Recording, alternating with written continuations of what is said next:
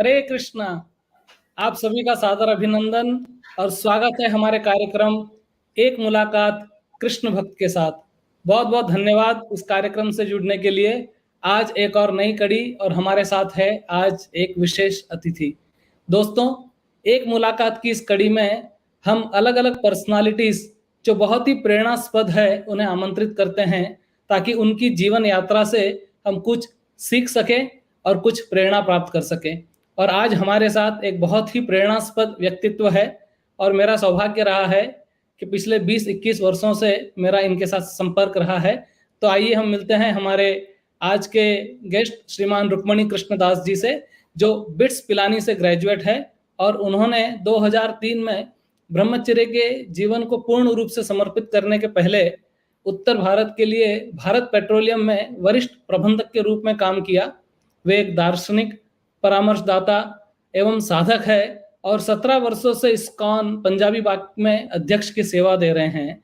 भगवत गीता के सिद्धांत के माध्यम से उन्होंने इस्कॉन पंजाबी बाग में 1000 से अधिक परिवारों और 70 से अधिक ब्रह्मचारियों के एक मजबूत जीवंत समुदाय को बढ़ाने में महत्वपूर्ण भूमिका निभाई है। उनका मानना है कि भगवत गीता सभी समस्याओं का समाधान है और एक सार्थक आनंदमय जीवन जीने के लिए एक उत्तम मार्गदर्शक पुस्तिका है। उनके नेतृत्व में हर वर्ष स्कूलों में, कॉलेजों में, अस्पतालों में और कई कंपनियों में 2.5 लाख से अधिक भगवत गीता वितरण की जाती है। वे पंजाबी बाग, रोहिणी, बहादुरगढ़, चंडीगढ़, पंचकुला, कुरुक्षेत्र, लुधियाना, जालंधर, हरियाणा और हिमाचल प्रदेश आदि समुदायों के विकास में लगे हुए हैं। तो आइए मिलते हैं आज के हमारे विशेष अतिथि श्रीमान रुक्मणी कृष्ण प्रभु से। हरे कृष्णा। हरे कृष्णा। रुक्मणी कृष्ण प्रभु, स्वागत है आपका हरे कृष्ण टीवी की ओर से और सभी दर्शकों की ओर से।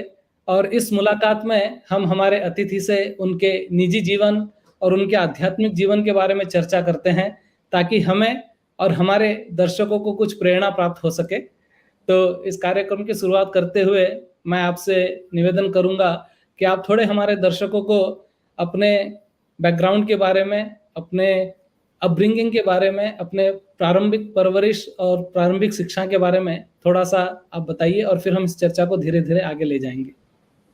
सबसे पहले रमेश प्रभु, आपको मैं धन्यवाद देना चाहूँगा। आपने मुझे बहुत सुंदर अवसर प्रदान किया कि मैं कुछ अपने जीवन से सबसे शेयर कर सकूं। तो मेरा जन्म प्रभु जी एक बहुत ही अपर मिडिल क्लास फैमिली में था।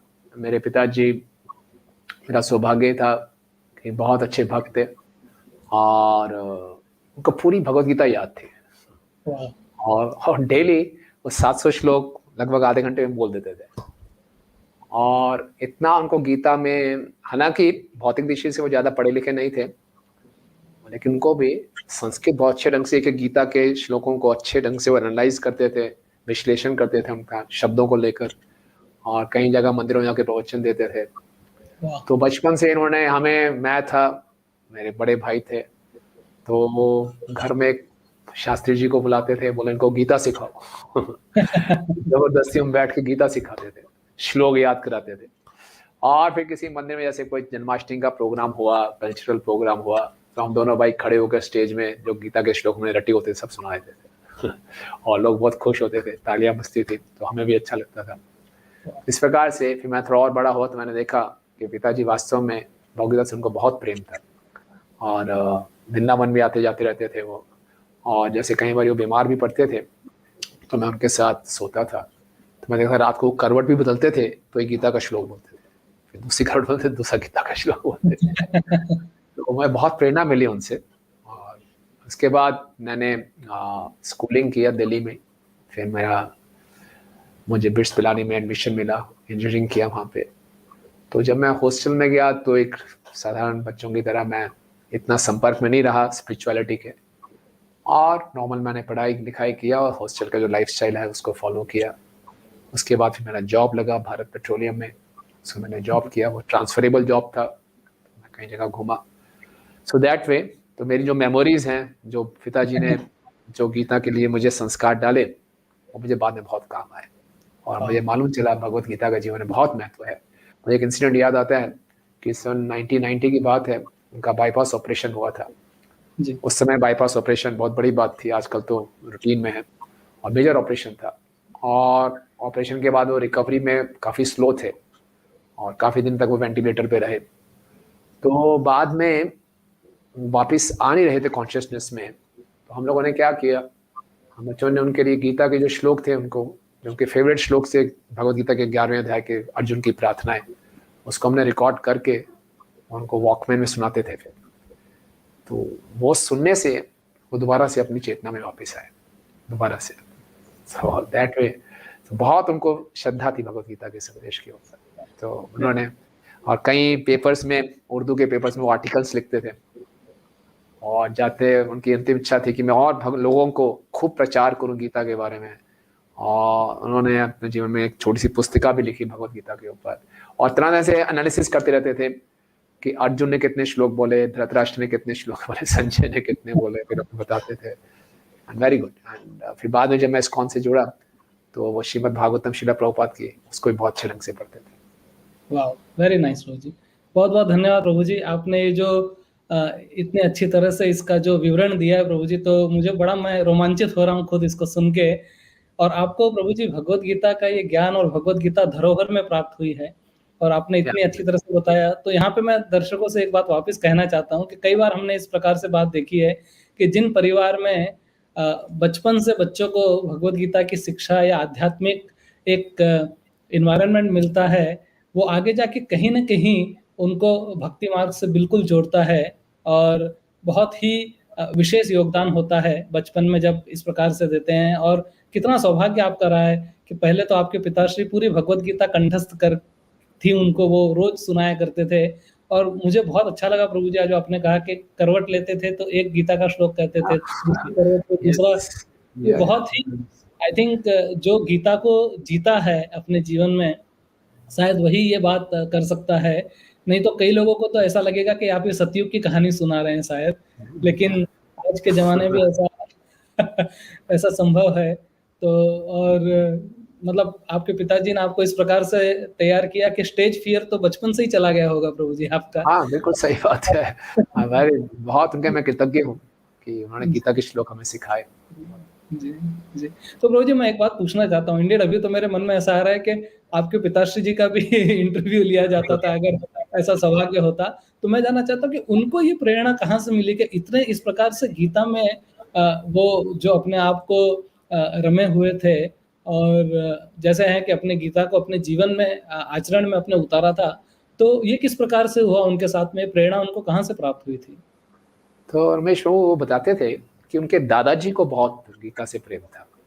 जी। और पार्टीशन से पहले वो सब पाकिस्तान में थे, तो बोलते थे कि मेरे दादाजी मुझे बहुत बचपन से ही सिखाते थे भगवद गीता। तो ये हमारे भारत संस्कृति है, भारतीय संस्कृति थी कि गीता, महाभारत, रामायण को घर घर में चर्चा की जाती थी। तो बचपन से ही वो पढ़ते थे, समझते थे, और बहुत ही व्यवहारिक व्यक्ति थे। ऐसा नहीं कि बहुत ही आदर्शवादी व्यक्ति हैं या एक व्यवहारिक स्तर पे इतना उनको मालूम नहीं था। तो एक बिजनेसमैन थे, व्यवहारिक स्तर पे बहुत अच्छे ढंग से प्रैक्टिकल व्यक्ति थे, और बचपन से ही उनको ये अपने दादाजी से इंस्पिरेशन मिली। और इतना ही विश्वास था उनको, हमेशा पॉकेट भगवद गीता जो गोरखपुर प्रेस की आती थी, हमेशा अपने पॉकेट में रखते थे, और उनको लगता था जहाँ भी जाएंगे गीता मेरी रक्षा करेगी। और जहाँ उनको मौका लगता था गीता पढ़ना शुरू करते थे, दूसरों को गीता बांटते थे। वाह! तो ये आई थिंक लेगेसी जो है वो आप बहुत अच्छी तरह से इसको पूरी कर रहे हैं प्रभु जी, और बहुत-बहुत ये आनंद की बात है।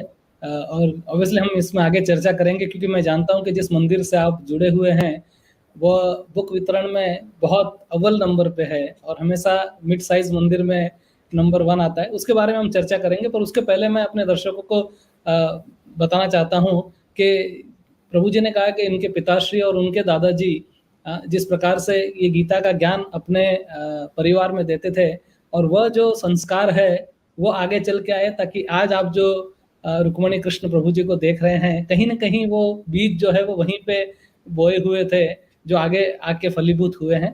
तो बहुत ही अच्छी बात है प्रभु जी। तो ये बताइए प्रभु जी कि ऑब्वियसली आपके घर पे इस प्रकार का माहौल था, लेकिन इस्कॉन से आपका जुड़ना कैसे हुआ? आपने क्योंकि उस समय मुझे पता है कि अंग्रेज मंदिर उसको कहा करते थे और इस प्रकार से।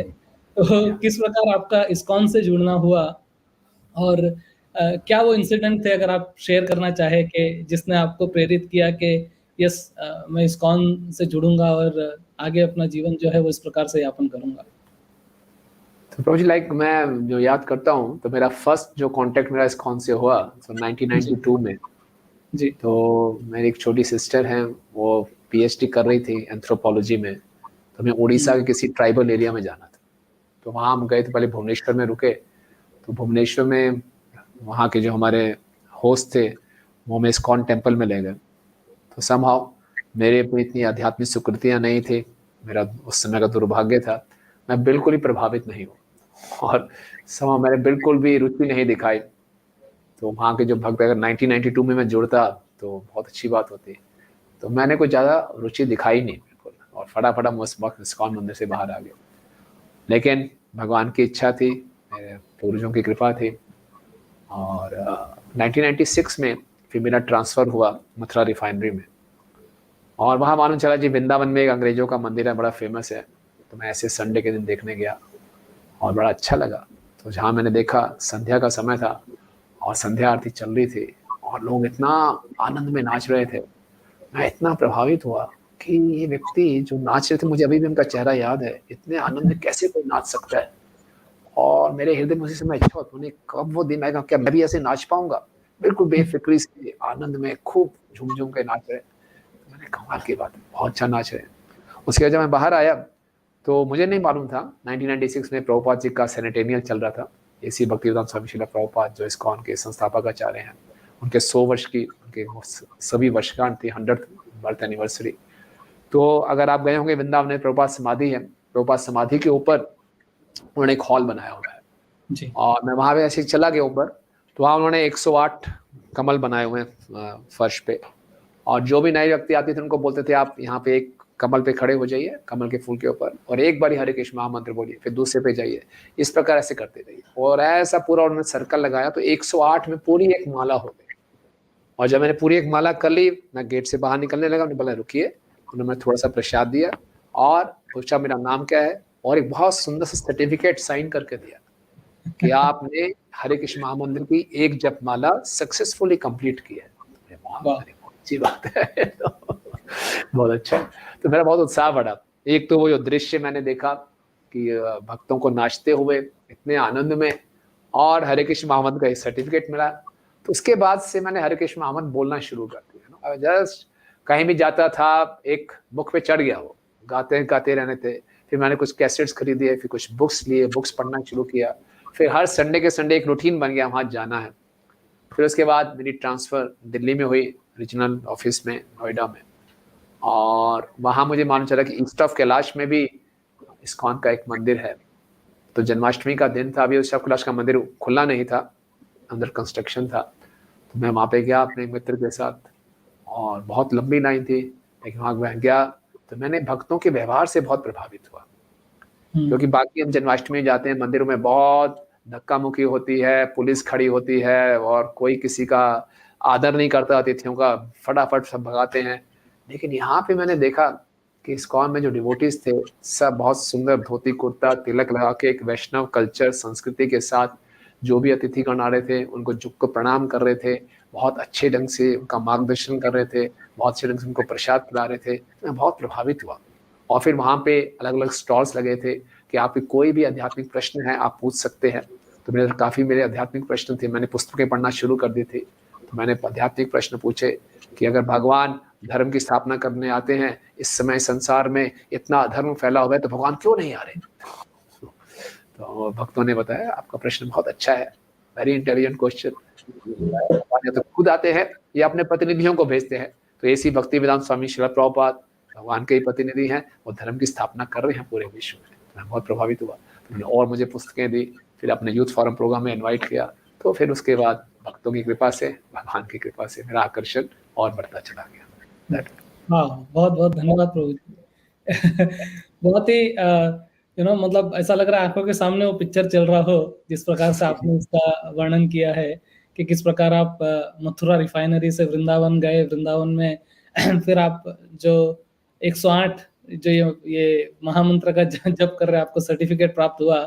और जो दूसरी बहुत अच्छी बात आपने बताई कि इस्कॉन के मंदिर में जब आप ईस्ट ऑफ कैलाश में गए, वहाँ पे भक्तों के व्यवहार ने आपको बहुत आकर्षित किया, और इतनी भीड़ होने के बावजूद भी बहुत अच्छी तरह से हर किसी की केयर करते हैं, तो ये बहुत ही अच्छी बात है प्रभु जी। और ये भी बड़ी विशेष बात आपने बताई कि भगवान या तो स्वयं आते हैं या फिर अपने किसी विशेष प्रतिनिधि को भेजते हैं। और ये इतिहास गवाह है कि श्रील प्रभुपाद जी जिनकी बात आपने की, और जैसे वो सेंटेनियल ईयर था 1996, और ये अभी जो है वो 125th ईयर अभी हो जाएगा प्रभुपाद जी का।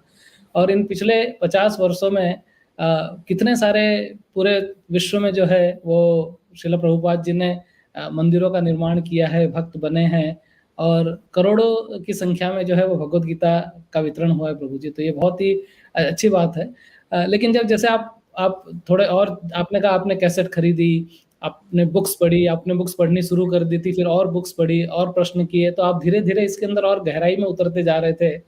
तो क्या आपके परिवार वालों ने या फिर आपके कलीग्स ने या आपके दोस्तों ने कुछ प्रतिक्रिया बताई कि अरे भाई इतना डीप में क्यों जा रहा है? क्योंकि कई बार लोगों को थोड़ी सी चिंता होने लगती है जब कोई व्यक्ति बहुत गहराई में अगर भक्ति में जाने की कोशिश करता है, तो उनको लगता है शायद ये सन्यासी हो जाएगा या छोड़ देगा सब कुछ।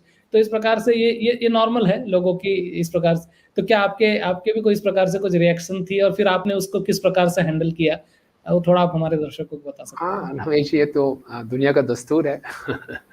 सब लोग चाहते हैं कि पड़ोसी का बेटा सैनिक बन जाए, फौज में चला जाए। तो कोई ये नहीं चाहता कि घर से कोई हमारे घर साधु बने। तो निश्चित रूप से तो मेरे को देखा, जब मैं फिर ईस्ट ऑफ कैलाश मंदिर में शाम को जाता था, वहाँ सेवाएं करता था, तो घर में आने में लेट हो जाता था। तो घर वाले परेशान होते थे, अरे ऐसा कौन सा मंदिर है, लेट हो जाते हो, ऐसा क्या करते हो वहाँ पे। फिर सुबह जल्दी उठना शुरू कर दिया, अरे तुम तो लेट उठते थे, अब जल्दी भी उठना शुरू कर दिया। तो धीरे धीरे फिर प्यार लहसन छोड़ा। लेकिन मेरा सौभाग्य था कि मेरे घर वाले जो थे, मेरे माता पिता, मेरे भाई, सब बहुत मुझसे आसक्त थे। तो जैसे जैसे मैं कहता गया, वो भी साथ साथ थोड़ा सा चलते, थोड़ा थोड़ा जिस्ट करते थे, तो मैं भी उनको अकोमोडेट करने का प्रयास करता था। उनकी आवश्यकताएं जो थी उनको समझता था। प्रारंभिक वर्षों में थोड़ा ज़्यादा उत्साह से मैंने थोड़ा सा कुछ गलत व्यवहार किया, ज़्यादा उसमें बह के, लेकिन फिर बाद में मैं समझा उनकी कुछ आवश्यकता है, तो मैंने भी उनको समझना शुरू किया, उन्होंने मेरी आवश्यकताओं को समझा। तो फिर धीरे धीरे वो भी जुड़ने लगे, उनको भी मैंने मंदिर में इनवाइट किया।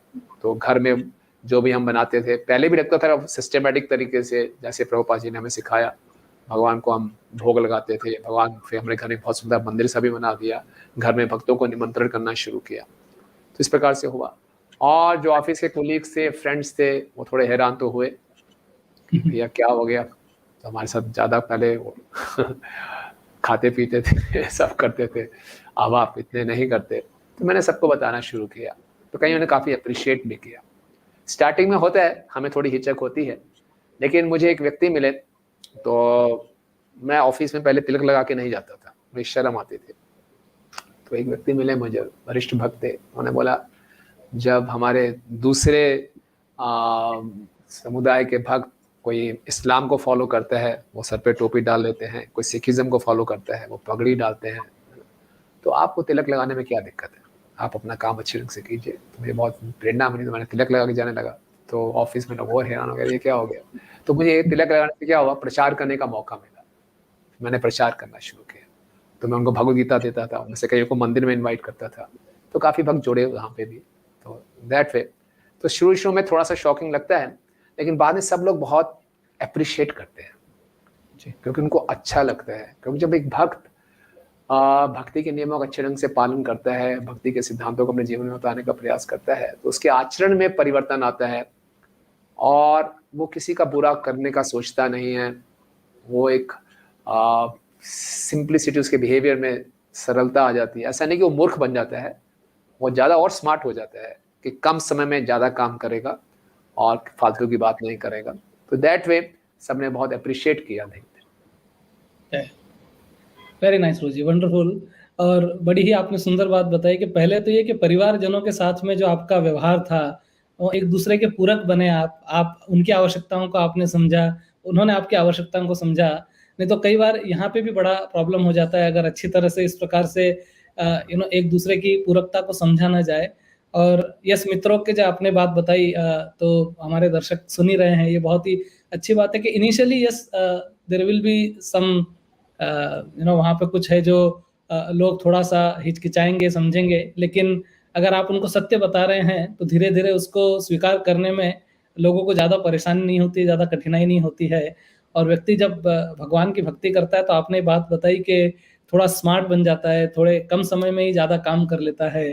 तो थोड़ा इसके बारे में भी आप बताइए, क्योंकि आप मथुरा रिफाइनरी में एक बहुत बड़े वरिष्ठ प्रबंधक के रूप में काम कर रहे थे प्रभु जी भारत पेट्रोलियम में, और साथ-साथ में भक्ति भी कर रहे थे। आपका निजी जीवन भी था, भक्ति भी आप कर रहे थे, ऑफ़िस जब जा रहे थे। और ऐसे हमारे ऑब्वियसली जैसे आज आप पूर्णतया ब्रह्मचारी हैं, लेकिन हमारे जितने दर्शक हैं, वो इसी प्रकार से अपनी नौकरी भी कर रहे हैं और भक्ति करने का भी प्रयास करना चाहते हैं। तो किस प्रकार से अपनी वर्क लाइफ बैलेंस की जाए, और वो स्मार्टनेस भक्ति किस प्रकार से हेल्प करती है, थोड़ा उसके बारे में भी कुछ बताइए प्रभु जी, ताकि हम प्रेरणा ले सकें। हाँ, एक्चुअली मेरा बहुत सौभाग्य था कि मुझे वरिष्ठ भक्तों का मार्गदर्शन मिलता रहा और मैं उनके मार्गदर्शन में रहा।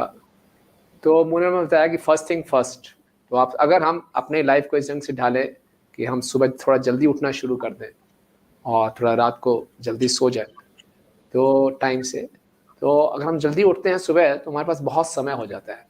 तो सुबह के समय हम अपनी साधना अच्छे ढंग से कर लेते हैं, और जब आपने अच्छे ढंग से अपनी साधना कर ली, फिर आप पूरे तैयार हैं एक अच्छी चेतना में पूरे जाके संसार में जाके अपना कार्य करने के लिए, अपने कर्तव्य का पालन करने के लिए। फिर मैं जाता था, अपने कर्तव्य का सही ढंग से पालन किया, और शाम का समय हम प्रचार के लिए रखते थे कि कुछ प्रचार किया, नए लोगों से मिले, और ऑफिस में भी कुछ भी समय मिला, किसी भी व्यक्ति के संपर्क में आए तो मौका नहीं छोड़ना, उसको किसी न किसी ढंग से कृष्ण भावनामृत से उसको इंट्रोड्यूस करना, कुछ पुस्तक देना, कुछ चर्चा करना। क्योंकि रमेश जी, आप जानते हैं संसार में हर व्यक्ति अंदर से तो परेशान है, और बहुत द्वंद्व चल रहे होते हैं उसके अंदर, कैसे लाइफ में संतुलन लाऊं, घर में भी सही नहीं है, ऑफिस में भी सही नहीं है, और इतनी महत्वाकांक्षाएं हैं वो पूरी होती नहीं, इतना स्ट्रेस है। तो बाहर से तो सब लोग कहते हो दिक्कत नहीं है, कि बाहर से तो सब बोलते हैं आई एम फाइन, लेकिन अंदर से बहुत सबके चल रहा होता है। तो जब वो देखते हैं कि व्यक्ति ऐसे वातावरण में बड़ी शांति से और प्रेम पूर्वक कार्य कर रहे, तो हैरान होते हैं लोग, अरे भाई आप कैसे इतना आनंद में रहते हैं। तो फिर प्रचार करने का मौका मिलता है, उनको बता सकते हैं।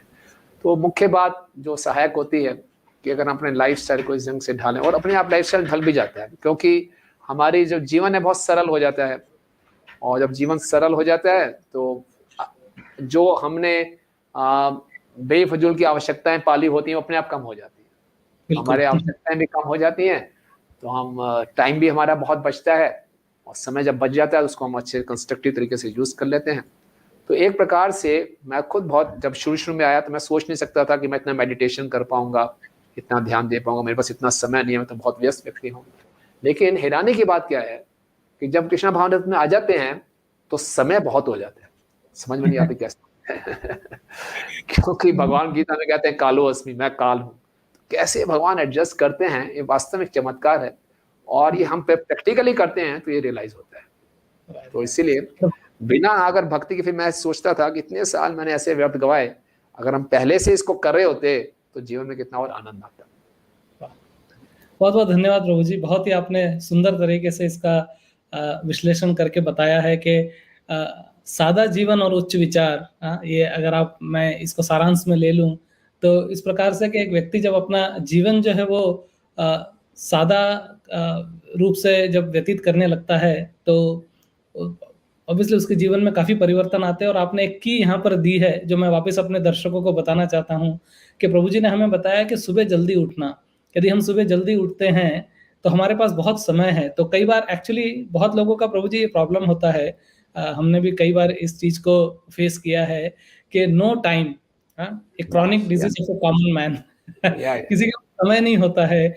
लेकिन जो कृष्ण भावनामृत में आता है, और आपने बड़ा अच्छी तरह से बताया, भगवान कहते हैं कालोस्मि, कि समय मैं हूँ।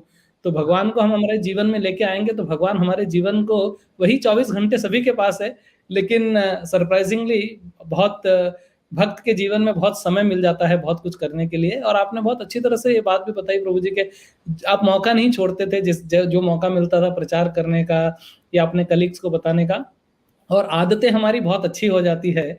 ये भी एक बड़ा अच्छा पॉइंट आपने बताया और आदतें अच्छी होने की वजह से बहुत कठिनाई नहीं होती इस चीज़ को करने में। तो प्रभु जी एक चीज़ और मैं अभी आपसे पूछना चाहूँगा, तो आप मथुरा रिफाइनरी में आप कार्य कर रहे थे, अच्छे प्रबंधक के रूप में आप अच्छा प्रचार भी कर रहे थे, आपके पास बहुत समय भी था और इस प्रकार से आप कह रहे हैं।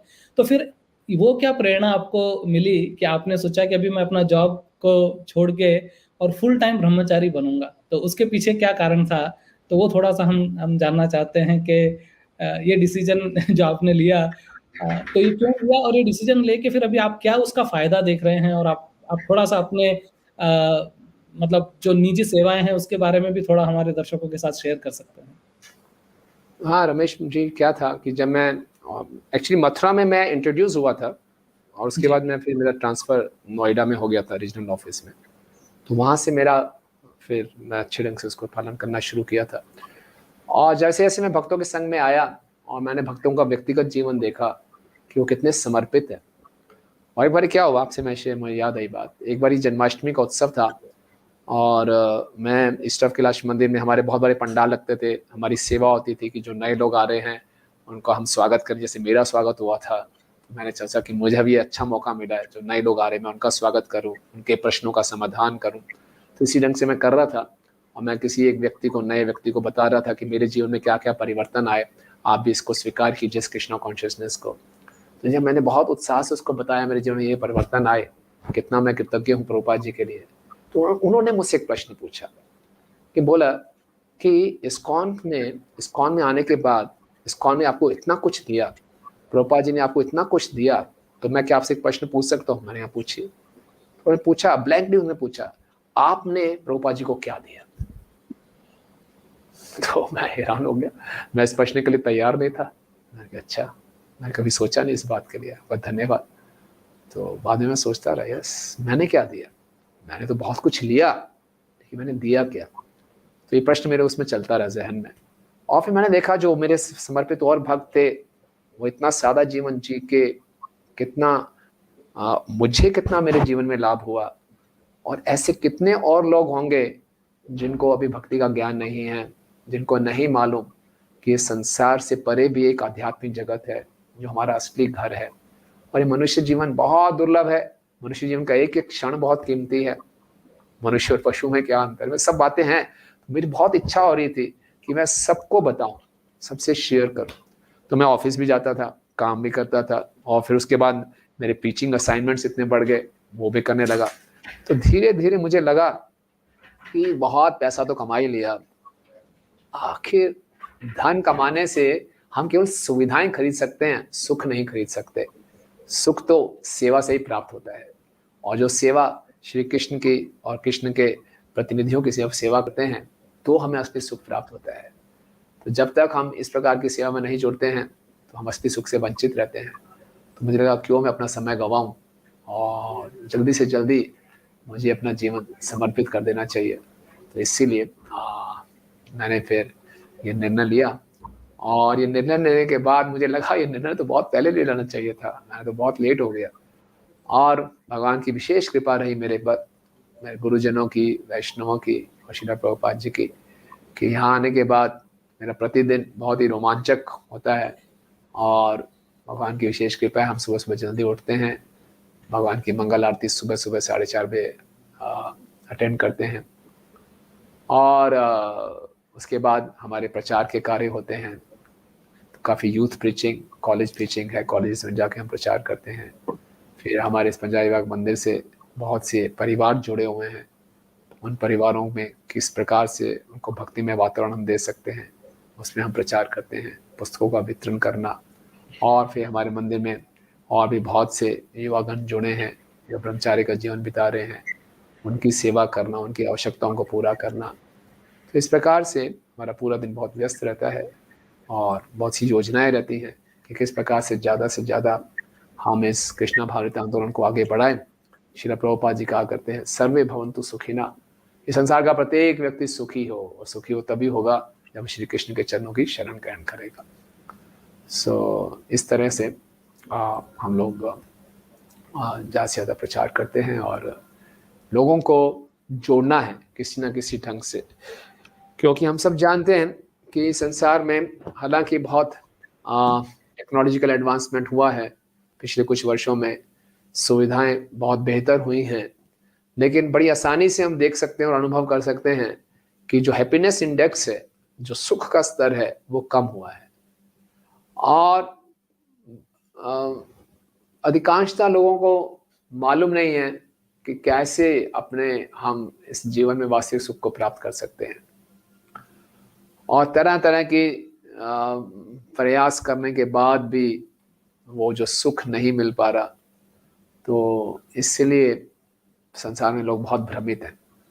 इसलिए बहुत आवश्यकता है इसके प्रचार की, कि हम ज़्यादा से ज़्यादा हम प्रचार कर सकें। इस प्रकार से रमेश जी हम कर रहे हैं। बहुत बहुत धन्यवाद प्रभु जी, थैंक यू वेरी मच। और आपने एक परोपकार के लिए अपना जीवन जो है वो इस प्रकार से समर्पित कर दिया, और आज हम देखते हैं कि जैसे आपने कहा कि बहुत लोगों को पता ही नहीं है कि इस भौतिक संसार के परे भी एक आध्यात्मिक संसार है जिसमें हमको अल्टीमेटली जाना है। और प्रभुपाद जी ने जिस प्रकार से ये जो मूवमेंट हमको प्रदान किया, आंदोलन प्रदान किया है, इसमें बहुत सेनानियों की ज़रूरत है। जैसे देश की सेवा करने के लिए हमें जवानों की आवश्यकता है, उसी प्रकार से तो बहुत-बहुत धन्यवाद सबसे पहले तो आपका कि आपने इस प्रकार से अपना जीवन जो है वो समर्पित किया परोपकार के लिए लोगों के। तो प्रभु जी मैं पूछता हूँ कि अभी जैसे आप एक युवा प्रचारक है, आपने इस्कॉन जॉइन करने के बाद बहुत सालों से आप जो है वो युवाओं से डील कर रहे हैं, युवा परामर्शदाता है और उनका मार्गदर्शन भी करते आ रहे हैं। तो मैं अपने दर्शकों के सामने ऑब्वियसली ये प्रश्न रखना चाहूँगा, ये बताना चाहूँगा कि क्या युवाओं की चुनौतियाँ हैं और उसका समाधान किस प्रकार से कर सकते हैं? और एक और चीज़ जो मैं पूछना चाहता हूँ स्पेसिफिकली वो है कि our youth are disconnected with scriptures. हाँ, शास्त्रों से जैसे उनका दूर का नाता हो गया है। और पंजाबी बाग मंदिर जो है जहाँ पर आप अब तक को-प्रेसिडेंट रहे हैं, वो अव्वल नंबर पे बुक डिस्ट्रीब्यूशन करने में रहा है। इवन ईस्ट ऑफ कैलाश और बहुत सारे हमारे ऐसे मंदिर जो है, वो बहुत पुस्तक वितरण करते हैं। तो किस प्रकार से युवाओं को जो है, वो वापस हमारे कल्चर से, हमारी संस्कृति से, उनके रूट्स से उनको जोड़ें हम, और जो उनकी चुनौतियाँ हैं उनको किस प्रकार से उबार सकते हैं? तो थोड़ा अपने एक्सपीरियंस के बेस पे थोड़ा हमारे दर्शकों को बताइए प्रभु जी। या रमेश जी, ऐसा है कि जो आज का युवा है ना, बहुत पूर्ण रूप से भ्रमित है। उसके इतने एम्बिशंस हैं, इतनी एस्पिरेशंस है, इतनी आशाएं हैं उसकी, और उसके लिए अपॉर्चुनिटीज़ कम है। और आजकल का इतना टेक्नोलॉजिकल एडवांसमेंट हो गया है, बचपन से ही जो बच्चे हैं गैजेट्स यूज़ कर रहे हैं, स्मार्टफोन्स, कंप्यूटर्स, उसमें इतना माइंड इतना फ्लिकरिंग हो गया है ना, और इतना इम्पर्सनलिज्म आ गया है कि आज के बच्चे में, जैसे आप कहते थे ना पुराने समय में ब्लैक एंड वाइट कैमरा में फोटोज निकलते थे, है ना, underdeveloped, overexposed, they are not developed. I mean कहते हुए बिल्कुल सबको एक्सपीरियंस है, इंटरनल इतना डेवलपमेंट नहीं है, ओवर एक्सपोज बहुत है, इतना एक्सपोजर हो गया, डाटा एक्सपोजर हो रखे, हर प्रकार का इंफॉर्मेशन मिल रहा है उनको, बट अंदर से आंतरिक इतना विकास नहीं है उसको डाइजेस्ट कर सके जी। इसलिए बहुत ही एक विचित्र मानसिकता निकल के आ रही है।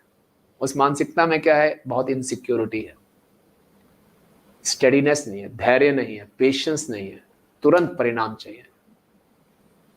तो शॉर्टकट्स मारने के लिए गैजेट्स यूज किए ना, क्लिक करना, यहाँ क्लिक वहाँ क्लिक, तो माइंड बड़ा फ्लिकरिंग हो गया है, किसी चीज पे कंसंट्रेट नहीं कर पा रहे।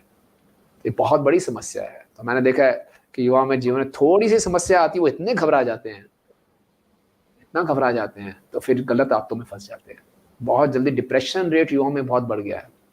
जितने अच्छे अच्छे कॉलेजेस में हम जाते हैं रमेश जी, आपको देख जान के दुख होगा, सुसाइड रेट्स इतने ज़्यादा है। अच्छे अच्छे IIT के इंजीनियरिंग कॉलेजेस में drug addiction, intoxication, illicit sex, pornography, इतनी गलत आदतें बढ़ती जा रही है, और उनको कोई मार्गदर्शन करने वाला नहीं है। और जो युवा इन चीज़ों में नहीं पढ़ रहा, वो अपने आप को आउटडेटेड महसूस कर रहा है।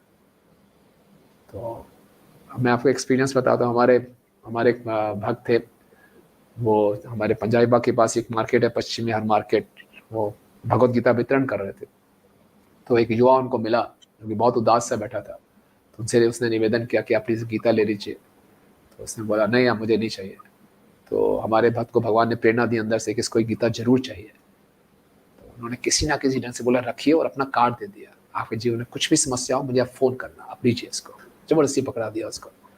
ये सुबह 11 बजे 12 बजे के आसपास की बात है। और उसी दिन शाम को उसी व्यक्ति का इस भक्त को फ़ोन आ जाता है और भक्त वो रो रहा है फ़ोन पे। बोले क्या हो गया? आपका बहुत-बहुत धन्यवाद, बहुत-बहुत धन्यवाद, आपने मुझे गीता दे दी। बोले यार पहले तो आप सुबह तो बड़े नाराज़ थे, बड़ी मुश्किल से आप गीता दे रहे थे। जब सुबह जब आए थे तो मैं बहुत परेशान था।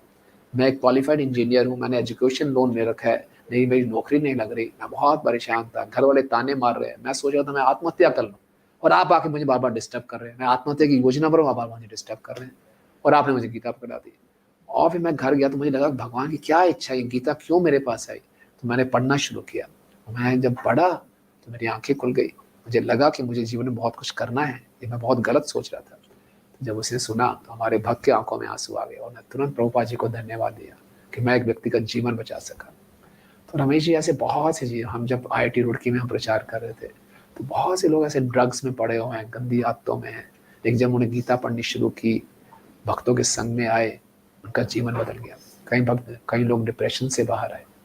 तो बहुत दुःख होता है इस स्थिति को देखकर। और क्योंकि जब तक हम शास्त्रों के संपर्क में नहीं रहेंगे, हम एक बहुत ही झूठी दुनिया में, झूठी उम्मीदों में घूमते रहेंगे। और भगवद गीता जो हमारे शास्त्र हैं, वो प्रैक्टिकल मैनुअल्स हैं। और ऐसा नहीं है कि गीता पढ़ेंगे, शास्त्र पढ़ेंगे तो आज के आनंद से हम वंचित रह जाएँगे। ये बहुत बड़ी गलतफ़हमी है आज के युवाओं में कि हम वैदिक लाइफ़स्टाइल को फ़ॉलो करेंगे तो विल मिस समथिंग। नो, शास्त्रों को ना पढ़ के हम बहुत कुछ मिस कर रहे हैं। और ऐसा नहीं है कि हर युवा को गीता पढ़ने के बाद मेरी तरह साधु ही बनना पड़ेगा। नहीं, नहीं, नहीं, नहीं। भगवान ने अर्जुन को यही समझाया, आप जहाँ पे हो, जिस स्थिति में हो, वहाँ रहकर अपने जीवन को शास्त्रों के अनुसार जियो। तो हमारे जीवन में क्वालिटी आएगी, एक वैल्यू एडिशन होगा और हम अच्छे ढंग से कर पाएँगे। रमेश जी, आपको जान खुशी होगी, हम लोग जो भगवद गीता बाँटते हैं, पिछले 3 साल से हम लोग स्कूलों में वैल्यू एजुकेशन कॉन्टेस्ट कर रहे हैं। 2019 में हमने वैल्यू एजुकेशन कॉन्टेस्ट किया, लगभग 6,500 बच्चों ने भाग लिया उसमें। अब 2020 में कोविड हो गया और हम कैसे बच्चों तक जाएँ? तो भगवान ने हमें आइडिया दिया हम ऑनलाइन कॉन्टेस्ट करें। तो first time pan India online contest हुआ और इसमें हमारी उम्मीद से भी ज़्यादा 13,000 बच्चों ने भाग लिया। और हम लोगों ने स्पेशली गीता से हमने क्या लिया, हमारे पास कंप्लेंट्स आ रही थी बच्चों के पेरेंट्स की कि बच्चे घर में हैं, होम वायलेंस हो रहा है, स्ट्रेस्ड है, गंदी आदतों में पड़ रहे हैं, पूरा दिन स्मार्टफ़ोन पे लगे रहते हैं और बात-बात पे गुस्सा कर रहे हैं, नेगेटिविटी आ रही है, इमोशनल हो रहे हैं बहुत ज़्यादा, अनबैलेंस हो रहा है। तो हमने गीता से कुछ वैल्यूज़ ली और उसके बाद अच्छी बुकलेट बनाई और फिर हमने उनको बोला कॉन्टेस्ट होगा, उनकी क्लासेस ली हमने, है ना। हमारे पास हमारे कम्युनिटी में बहुत से ऐसे चाइल्ड काउंसलर हैं, उनको अच्छे ढंग से हमने यूट्यूब पे उनको सेशंस दिए, फिर हमने कॉन्टेस्ट किया तो बहुत अच्छे रिजल्ट्स आए। और इस बार ही हम कर रहे हैं तो you be very happy to know Ramesh ji, हमारे इस वैदिक एजुकेशन कॉन्टेस्ट को यूएन ने रिकॉग्नाइज किया, यूनाइटेड नेशंस ने। वाह! तो अब हमारा कॉन्टेस्ट यूनाइटेड नेशन से पूरा ऑथराइज्ड है और एक प्रोग्राम है उनका फेथ इन अर्थ, उसमें हम स्कूलों में जाएंगे और उनका एक प्रोग्राम है यूनाइटेड नेशंस एनवायरमेंटल प्रोटेक्शन, उसके लिए हम गीता को बांट के कैसे गीता के माध्यम से हम बच्चों में प्रकृति के समन्वय में रहना, in harmony with the nature कैसे हम रह सकते हैं, कैसे इस पूरे पर्यावरण की हम सुरक्षा कर सकते हैं, बचपन से ऐसे हम संस्कार देंगे।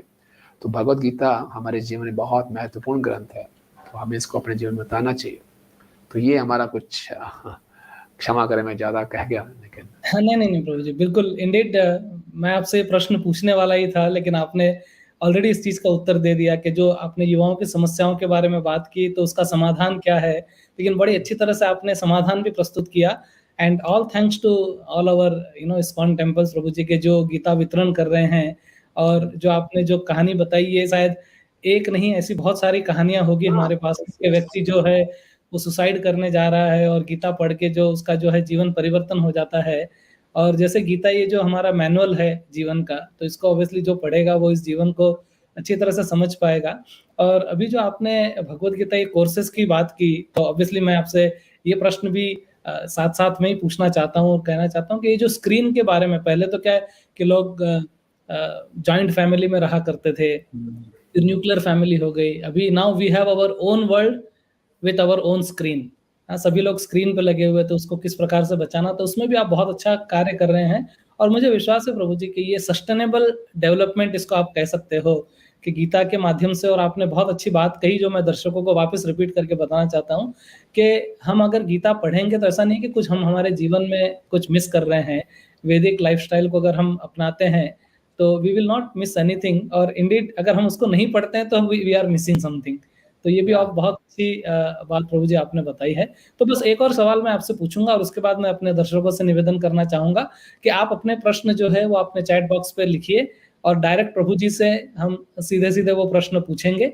तो आप अपना प्रश्न लिखना शुरू कीजिए। In the meanwhile I will just ask one small question Prabhu ji, और उसके बाद फिर हम हमारे दर्शकों के प्रश्न लेते हैं।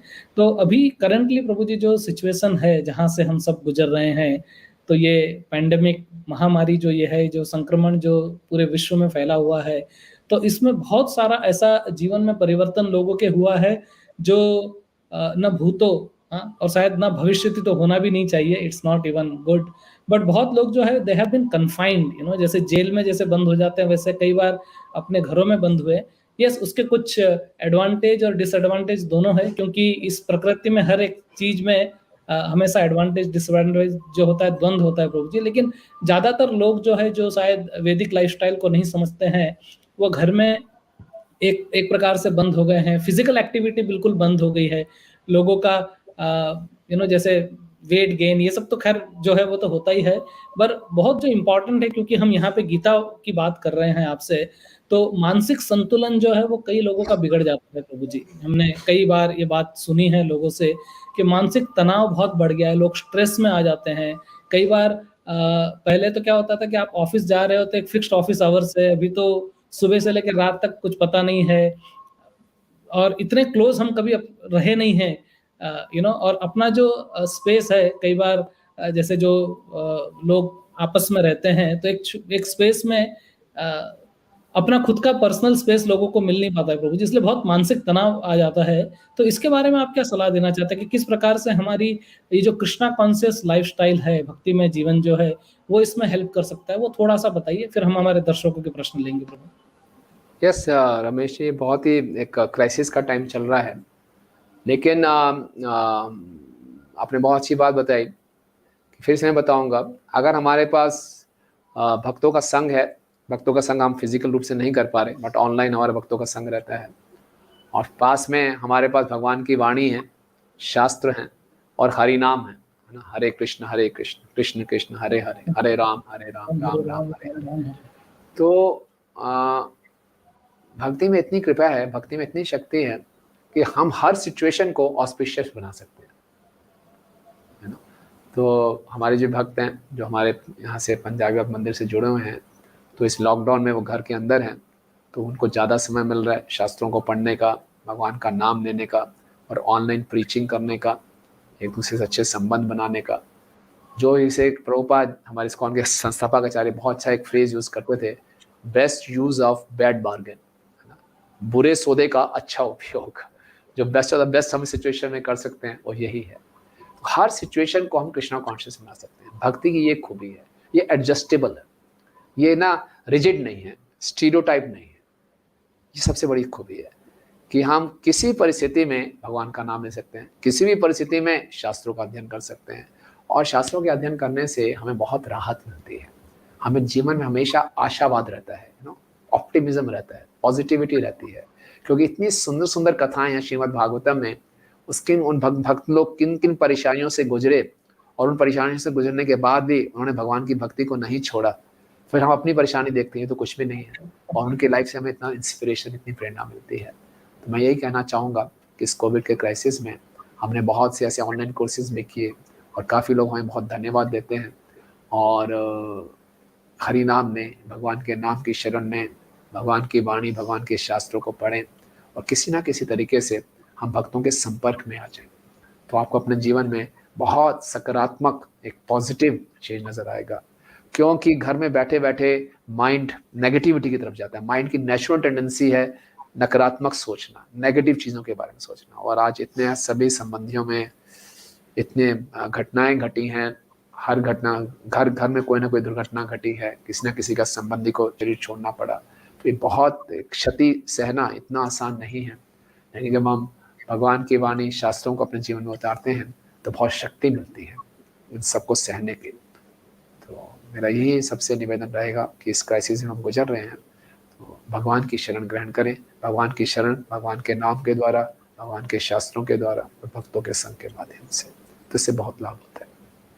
बहुत बहुत धन्यवाद प्रभु जी। बहुत बहुत अच्छी बात आपने बताई, बहुत प्रेरणास्पद और बहुत आशा भरा आपने संदेश भी दिया है कि यस, और बहुत एक अच्छी आपने बात बताई कि हमारे जो शास्त्र है वो पूर्ण रूप से आशावादी है। और मैं कई बार अभी जैसे मैं अपने कॉर्पोरेट जीवन में भी मैंने देखा है कि जितने भी मोटिवेशनल स्पीकर है बाहर के जो बात करते हैं, उसका कहीं न कहीं रूट आपको गीता या भागवत में मिल यस, जाएगा यस, प्रभु। और आपने एग्ज़ैक्टली। बहुत अच्छे प्रैक्टिकल जो बात बताई है कि ग्रंथों में उस प्रकार से भक्तों का लाइफ बताया गया है, जो किस प्रकार की समस्याओं से गुजरे हैं और उसका किस प्रकार से समाधान किया है। तो दूसरों के जीवन को देख के भी हम अपने जीवन में बहुत कुछ सीख सकते हैं। तो बहुत अच्छा है प्रभु जी।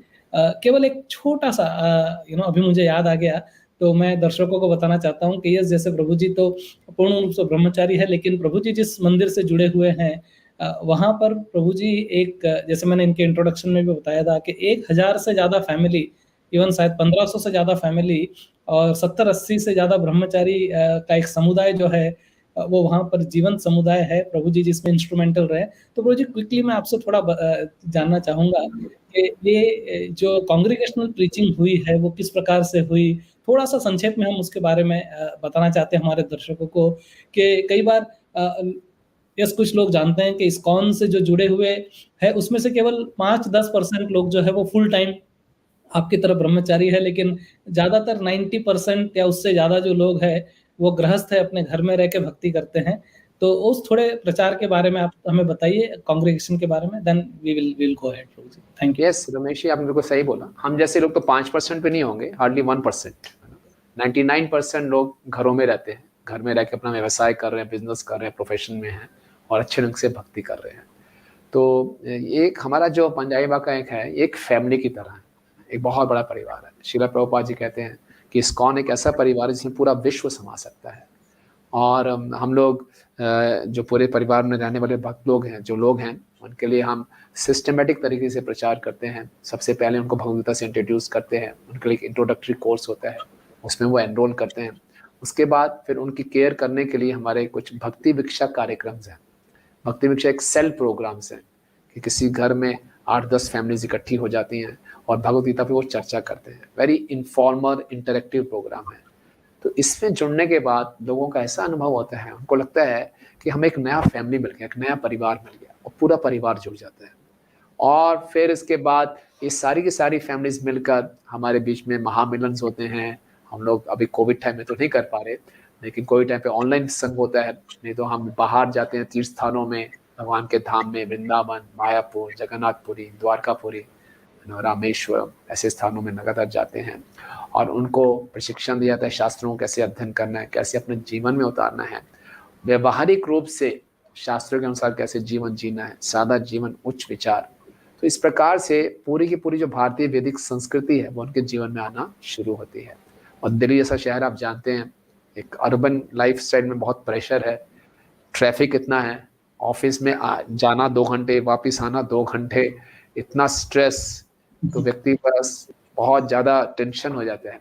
लेकिन हिलाने की बात क्या है, खुशी की बात क्या है, जैसे हम कृष्ण के संपर्क में आते हैं, आनंद ही आनंद है। हर समय व्यक्ति हर परिस्थिति को कृष्ण में बना सकता है। हमारे कितने ऐसे भक्त हैं, जाने में 2 घंटे लग रहे हैं तो उस ट्रैफिक में वो क्या करते हैं, भगवद गीता के श्लोक याद कर लेते हैं। रेड लाइट में रुका, रेड लाइट इतने टाइम की है, उसमें एक श्लोक की एक लाइन याद कर ली, अगली रेड लाइट पे दूसरी लाइन याद कर ली, जब तक ऑफिस पहुंचे 2 श्लोक याद हो गए। कोई को फ्रस्ट्रेशन ही नहीं, कुछ नहीं, वो आनंद में है। और सब लोग हैरान है कि आप इतने स्ट्रेस में भी इतने खुश कैसे हैं। इसकी राज की बात क्या है, लोग कहते हैं ना, अंदर की बात है, वो अंदर की बात है कि भगवान से कनेक्शन होता है। वेरी नाइस रोजी। तो इट लुक्स लाइक जो आप बता रहे हैं, स्पिरिचुअल लाइफ इज फन, बहुत ही आनंद है। और best use of bad bargain, जैसा आपने कहा कि अगर ट्रैफिक भी है तो भक्त जो है वो श्लोक याद कर रहे हैं, लेक्चर सुन रहे हैं या कीर्तन कर रहे हैं, जो भी है। तो बहुत अच्छी आपने बात बताई। और यस, ये बात भी आपने बहुत सही कही प्रभु जी के, कलयुग का स्टैंडर्ड है मुंह लटका के बैठना, लेकिन जो भक्त होते हैं वो इतने प्रसन्न होते हैं कि दूसरे उनको देख के बड़े प्रसन्न हो जाते हैं। तो दर्शकों, जो हमारे प्रभु जी ने बताया है कि गीता इंट्रोडक्टरी कोर्स या फिर भक्ति वृक्ष जो सेल है, और उसके बाद जो यात्रा के बारे में प्रभु जी ने बताया, और इतने सारे जो अलग अलग ऑनलाइन कोर्स हो रहे हैं, संघ हो रहा है, तो हम सबसे निवेदन करते हैं कि आप भी कहीं न कहीं अपने लोकल सेंटर से आप जुड़ जाइए और इन सब कोर्सेस में अपने आप को एनरोल कीजिए, ताकि हमारे जीवन में भी ये जो आध्यात्मिक आनंद है उसका अनुभव हमको हो सके। और उसके बाद यस, हम भगवान से प्रार्थना करते हैं कि ये संक्रमण की महामारी जल्द खत्म हो, तो उसके बाद लोग जो है वो अलग-अलग स्थानों पे, जैसे प्रभु जी ने कहा है, वृंदावन, मायापुर, जगन्नाथपुरी, द्वारका आदि, हम जो है वहाँ पे भी जा सके, मिल सके। एंड यस, बहुत अच्छा एक जो एलिमेंट है जो आई थिंक सभी मिस कर रहे हैं, वो है प्रसादम। तो Yes, yes, yeah. Yes, I forgot. Yeah. नहीं तो और अच्छी तरह से प्राप्त हो सके। तो बहुत-बहुत धन्यवाद प्रभु जी, आपसे इस चर्चा करके बहुत ही आनंद हमको अनुभव हो रहा है। एंड आई एम श्योर हमारे दर्शक भी बड़े प्रसन्न हैं। बड़ा सौभाग्य है हमारा आज हरे कृष्णा टीवी पे आप आके और अपना संग लाभ जो है वो हमको प्रदान कर रहे हैं। तो समय हमारा प्रभु जी बढ़ते जा रहा है और हम हमेशा समय की मर्यादा में सीमित रहते हैं। तो अभी मैं सीधे अपने हमारे जो दर्शक जो आपसे प्रश्न पूछने के लिए आतुर है, उनके प्रश्न हम लेंगे और आप उनके प्रश्नों का समाधान कीजिए। बहुत-बहुत धन्यवाद। हरे कृष्णा। तो अपने पहला हमारा प्रश्न आ रहा है रविंद्र कुमार शुक्ला जी से। वे पूछते हैं, Prabhu ji, I want to take guru diksha from ISKCON, please provide me guideline. तो ये दीक्षा लेना चाहते हैं, तो क्या गाइडलाइन होती है इस्कॉन में दीक्षा लेने की, वो आप बता सकते हैं। रविंद्र कुमार शुक्ला जी, सबसे पहले मैं आपको बधाई दूंगा कि आपके अंदर ये इच्छा उत्पन्न हुई कि मैंने दीक्षा लेनी है, क्योंकि जन्म तो पशु पक्षियों का भी होता है और मनुष्य का भी, और मनुष्य का जन्म सार्थक होता है जब किसी प्रामाणिक गुरु के शरण वो ग्रहण करता है। सो आपको बहुत बहुत बधाई और धन्यवाद। लेकिन दीक्षा एक बहुत ही गंभीर प्रोसेस है, इसको हमें बहुत लाइटली नहीं लेना चाहिए और बहुत आवश्यक भी है। तो इसके लिए प्रभु जी, मैं आप जहाँ पे भी हैं, आप अपने नज़दीक के इस्कॉन सेंटर से जुड़िए, और इस्कॉन संस्था में एक बोनाफाइड परंपरा है, ये प्रामाणिक परंपरा है। तो दीक्षा जब हम ग्रहण करते हैं तो एक रिक्वायरमेंट्स हैं कुछ, इसमें रिक्वायरमेंट्स में हमें कुछ फिक्स कोटा हरि नाम लेना पड़ता है, 1 साल तक हमें ऑब्जर्व किया जाता है और उसके बाद हम दीक्षा के योग्य बनते हैं। लेकिन ये इच्छा आपके अंदर उत्पन्न हो रही है, ये अपने आप में बहुत बड़ा सौभाग्य है। इसका मतलब आपके अंदर भगवान की विशेष कृपा है। तो इस इच्छा को बनाए रखिए और तुरंत भक्तों के संपर्क में आइए। बहुत बहुत धन्यवाद प्रभु जी, थैंक यू।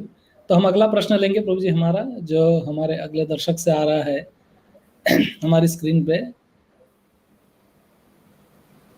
और आपने बहुत ही अच्छा इस प्रश्न का उत्तर दिया प्रभु जी दीक्षा के बारे में। तो गौरव चौहान जी पूछते हैं अगला प्रश्न, चैंटिंग क्या रुद्राक्ष माला में कर सकते हैं क्या, क्योंकि मैं ऑनियन गार्लिक खाती हूँ। अच्छा, तो ये पूछ रहे हैं कि हम ऑनियन गार्लिक का सेवन कर रही है, लेकिन माला करना है, तो क्या रुद्राक्ष की माला पे चैंटिंग की जा सकती है? हाँ, कर सकते हैं, लेकिन बेटर है एक नीम की माला भी आती है, एक नीम की माला भी आती है। जब तक आप, कोई बात नहीं, अनियन गार्लिक ले लें, लेकिन आप हरि नाम, हरे कृष्ण कृष्ण कृष्ण हरे हरे, हरे राम राम राम हरे हरे, इसका जप शुरू कर दीजिए, कोई दिक्कत नहीं। चलो। और गौरव जी, हमारा ये अनुभव रहा है बहुत लोगों से मिलके कि जब आप जप करते हो तो धीरे-धीरे ये जो आते हैं अपने आप स्वतः छूट जाती है। बहुत ज़्यादा हमको प्रयास करने का आवश्यकता नहीं रहता। तो बहुत-बहुत धन्यवाद ये प्रश्न पूछने के लिए। बहुत ही ऑनेस्ट आपने प्रश्न पूछा है, उसके लिए बहुत धन्यवाद। अगला प्रश्न प्रभु जी हमारा आ रहा है अनीता बेनीवाल जी से। वे पूछती है, can girls devote their life to the service of Lord Krishna as a full time member? तो ये शास्त्रों के आधार पे प्रभु आप बता सकते हैं कि क्या हाँ, युवतियाँ जो है वो भी फुल टाइम डिवोट कर सकती हैं? हाँ, तो अनीता जी, मैं आपकी जो ये मिशनरी स्पिरिट है इसकी बहुत प्रशंसा करता हूँ। आपके अंदर ये भाव है कि अपना जीवन आप पूरा समर्पित करना चाहते हैं।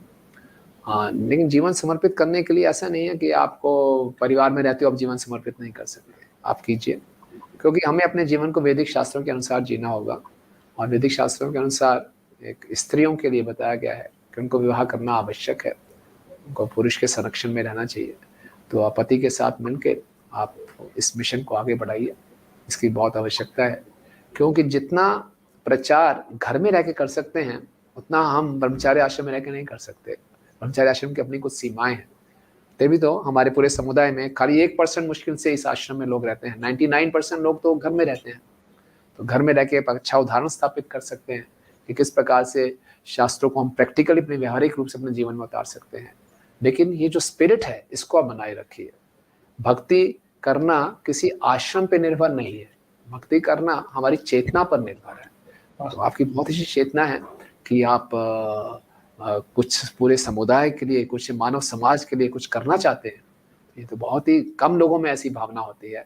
लेकिन इसमें आप ये मत सोचिए कि मैं घर में जाके ये इसमें कुछ कमी आ जाएगी, नहीं, इसमें कुछ क्षति नहीं होगी। आपकी शिक्षा को भगवान पूरी आपको रक्षा प्रदान करेंगे। तो आप एक अच्छे परिवार में जाइए और इसी मिशन को आगे बढ़ाइए। बहुत बहुत धन्यवाद प्रभु जी, बहुत ही सुंदर आपने इस प्रश्न का उत्तर दिया। और थैंक यू अनीता जी, आपने प्रश्न पूछा। और दर्शकों, नोट करने लायक बात जो प्रभु जी ने कही है कि भक्ति जो है वो किसी आश्रम पे डिपेंड नहीं होती है, वो हमारी चेतना पे डिपेंड होती है। बहुत ही सुंदर आपने बात कही प्रभु जी, हम इसको नोट करते हैं। बहुत बहुत धन्यवाद। अगला प्रश्न हम हमारा लेंगे हमारे अगले दर्शक से, जो आ रहा है हमारी स्क्रीन पे। गीता कुमारी जी पूछती है, हरे कृष्णा, मैं मॉर्निंग में 4 बजे हेल्थ प्रॉब्लम की वजह से नहा नहीं सकती हूँ, तो क्या बिना नहाए महामंत्र का जप कर सकती हूँ? स्टार्टिंग में बिना मन के क्या हुआ जाप पूर्ण माना जाता है। तो ऑब्वियसली ये कह रही है कि हेल्थ की वजह से शायद सुबह स्नान नहीं कर पाते, पर बिना स्नान किए भी क्या मंत्र का जाप किया जा सकता है? और इस प्रकार से ये जो मंत्र है क्या ऑथराइज्ड है लेना? तो आप थोड़ा इसमें प्रकाश डालिए प्रभु जी। हाँ जी, आप अच्छा है कि स्नान करके हम जप करें, लेकिन आपकी कोई समस्या है, स्वास्थ्य की समस्या है, तो कोई बात नहीं, आप बिना नहाए भी जप कर सकते हैं। ये खूबी है हरे कृष्ण महामंत्र की कि इसमें कोई नियम नहीं है किसी स्थान का, किसी दिशा का, किसी दशा का, किसी भी अवस्था का कोई नियम नहीं है। ये विशेष छूट है कलयुग के लिए। मुख्य बात क्या है कि आप भक्ति से आप इसके नाम का जप कीजिए, हरे कृष्ण कृष्ण कृष्ण हरे हरे, हरे राम राम राम हरे हरे। ये कलयुग का महामंत्र है और इसको बोला है कि ये वैदिक सारे मंत्रों का ये सार है और एक कलयुग के सारे क्लेशों का नाश करने वाला है। तो इसमें कोई हिचक नहीं होनी चाहिए कि हमने स्नान किया कि नहीं किया, किसी भी स्थान पे, किसी भी दिशा में इसको जप कर सकते हैं। वाह, बहुत बहुत धन्यवाद प्रभु जी। आई थिंक भक्ति ही एक ऐसा मार्ग है, जैसा आपने बताया, कि कोई इतने सख्त नियम नहीं है उसके, केवल हमको हमारे भक्ति बस शुरू करनी है और कंटिन्यू रखनी है। बहुत बहुत धन्यवाद प्रभु जी। गीता कुमारी जी, धन्यवाद प्रश्न पूछने के लिए। अगला प्रश्न हम लेंगे प्रभु जी हमारे अगले दर्शक से, जो आ रहा है हमारी स्क्रीन पे। वो है शेखर चंद्र जी का। पूछते हैं, गुरुदेव, कुछ महीनों से बिल्कुल काम में मन नहीं लग रहा है, कर रहा है, ना किसी की चाहत अब बची है, बस थोड़ा थोड़ा हरे राम कर लेता हूँ, मन शांत हो जाता है। तो ये इनकी एक अलग प्रकार की समस्या जो है आपको बता रहे हैं कि काम में इतना ज़्यादा मन नहीं लगता है, लेकिन यस, बीच बीच में जब मैं मंत्र लेता हूँ तो शांत हो जाता है। तो किस प्रकार से आप आप इस प्रश्न का समाधान करना चाहते हैं प्रभु जी? तो थोड़ा इनको हेल्प कीजिए आप। शेखर जी, बहुत अच्छी बात है कि आपको हरे कृष्ण महामंत्र में रुचि हो रही है, तो नाम लेते रहिए। अर्जुन की भी ये स्थिति थी पहले। अर्जुन कह रहा था कि मेरा लड़ाई में मन नहीं लग रहा, तो जंगल में चला जाऊंगा। तो ये हमें ध्यान रखना है कि आध्यात्मिकता का मतलब निष्क्रियता नहीं है ना। हमें और सक्रिय होकर चेतना से, अर्जुन ने फिर लड़ाई लड़ी लेकिन अच्छी चेतना के साथ लड़ी। तो आप हरे कृष्ण महामंत्र का जप कीजिए। और मेरा आपसे निवेदन है कि आप जहाँ भी रहते हैं, किसी नज़दीक के इस्कॉन के सेंटर में जाइए, या समय हो तो आप पंजाबी बाग भी आ सकते हैं, जहाँ पे आई डोंट नो आप कहाँ पे रहते हैं, तो आप वहाँ इस्कॉन के सेंटर में जाइए, भक्तों के संपर्क में आइए।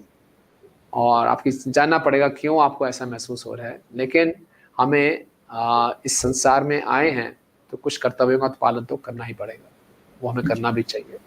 तो उसको अच्छे ढंग से कर्तव्यों का पालन करें। और हरे कृष्ण महामंत्र लेने से आपको और शक्ति मिलेगी, आध्यात्मिक शक्ति प्राप्त होगी कि जो भी आप कार्य करेंगे उसको अच्छे ढंग से कर पाएंगे। तो क्यों नहीं मन लग रहा, इसमें आपसे कुछ व्यक्तिगत रूप से बात करके शायद हम और ज़्यादा अच्छा कारण जान पाएँ। लेकिन मैंने आपको एक सिद्धांत बताया कि हमें कार्य कर्तव्यों का पालन तो अवश्य करना ही है।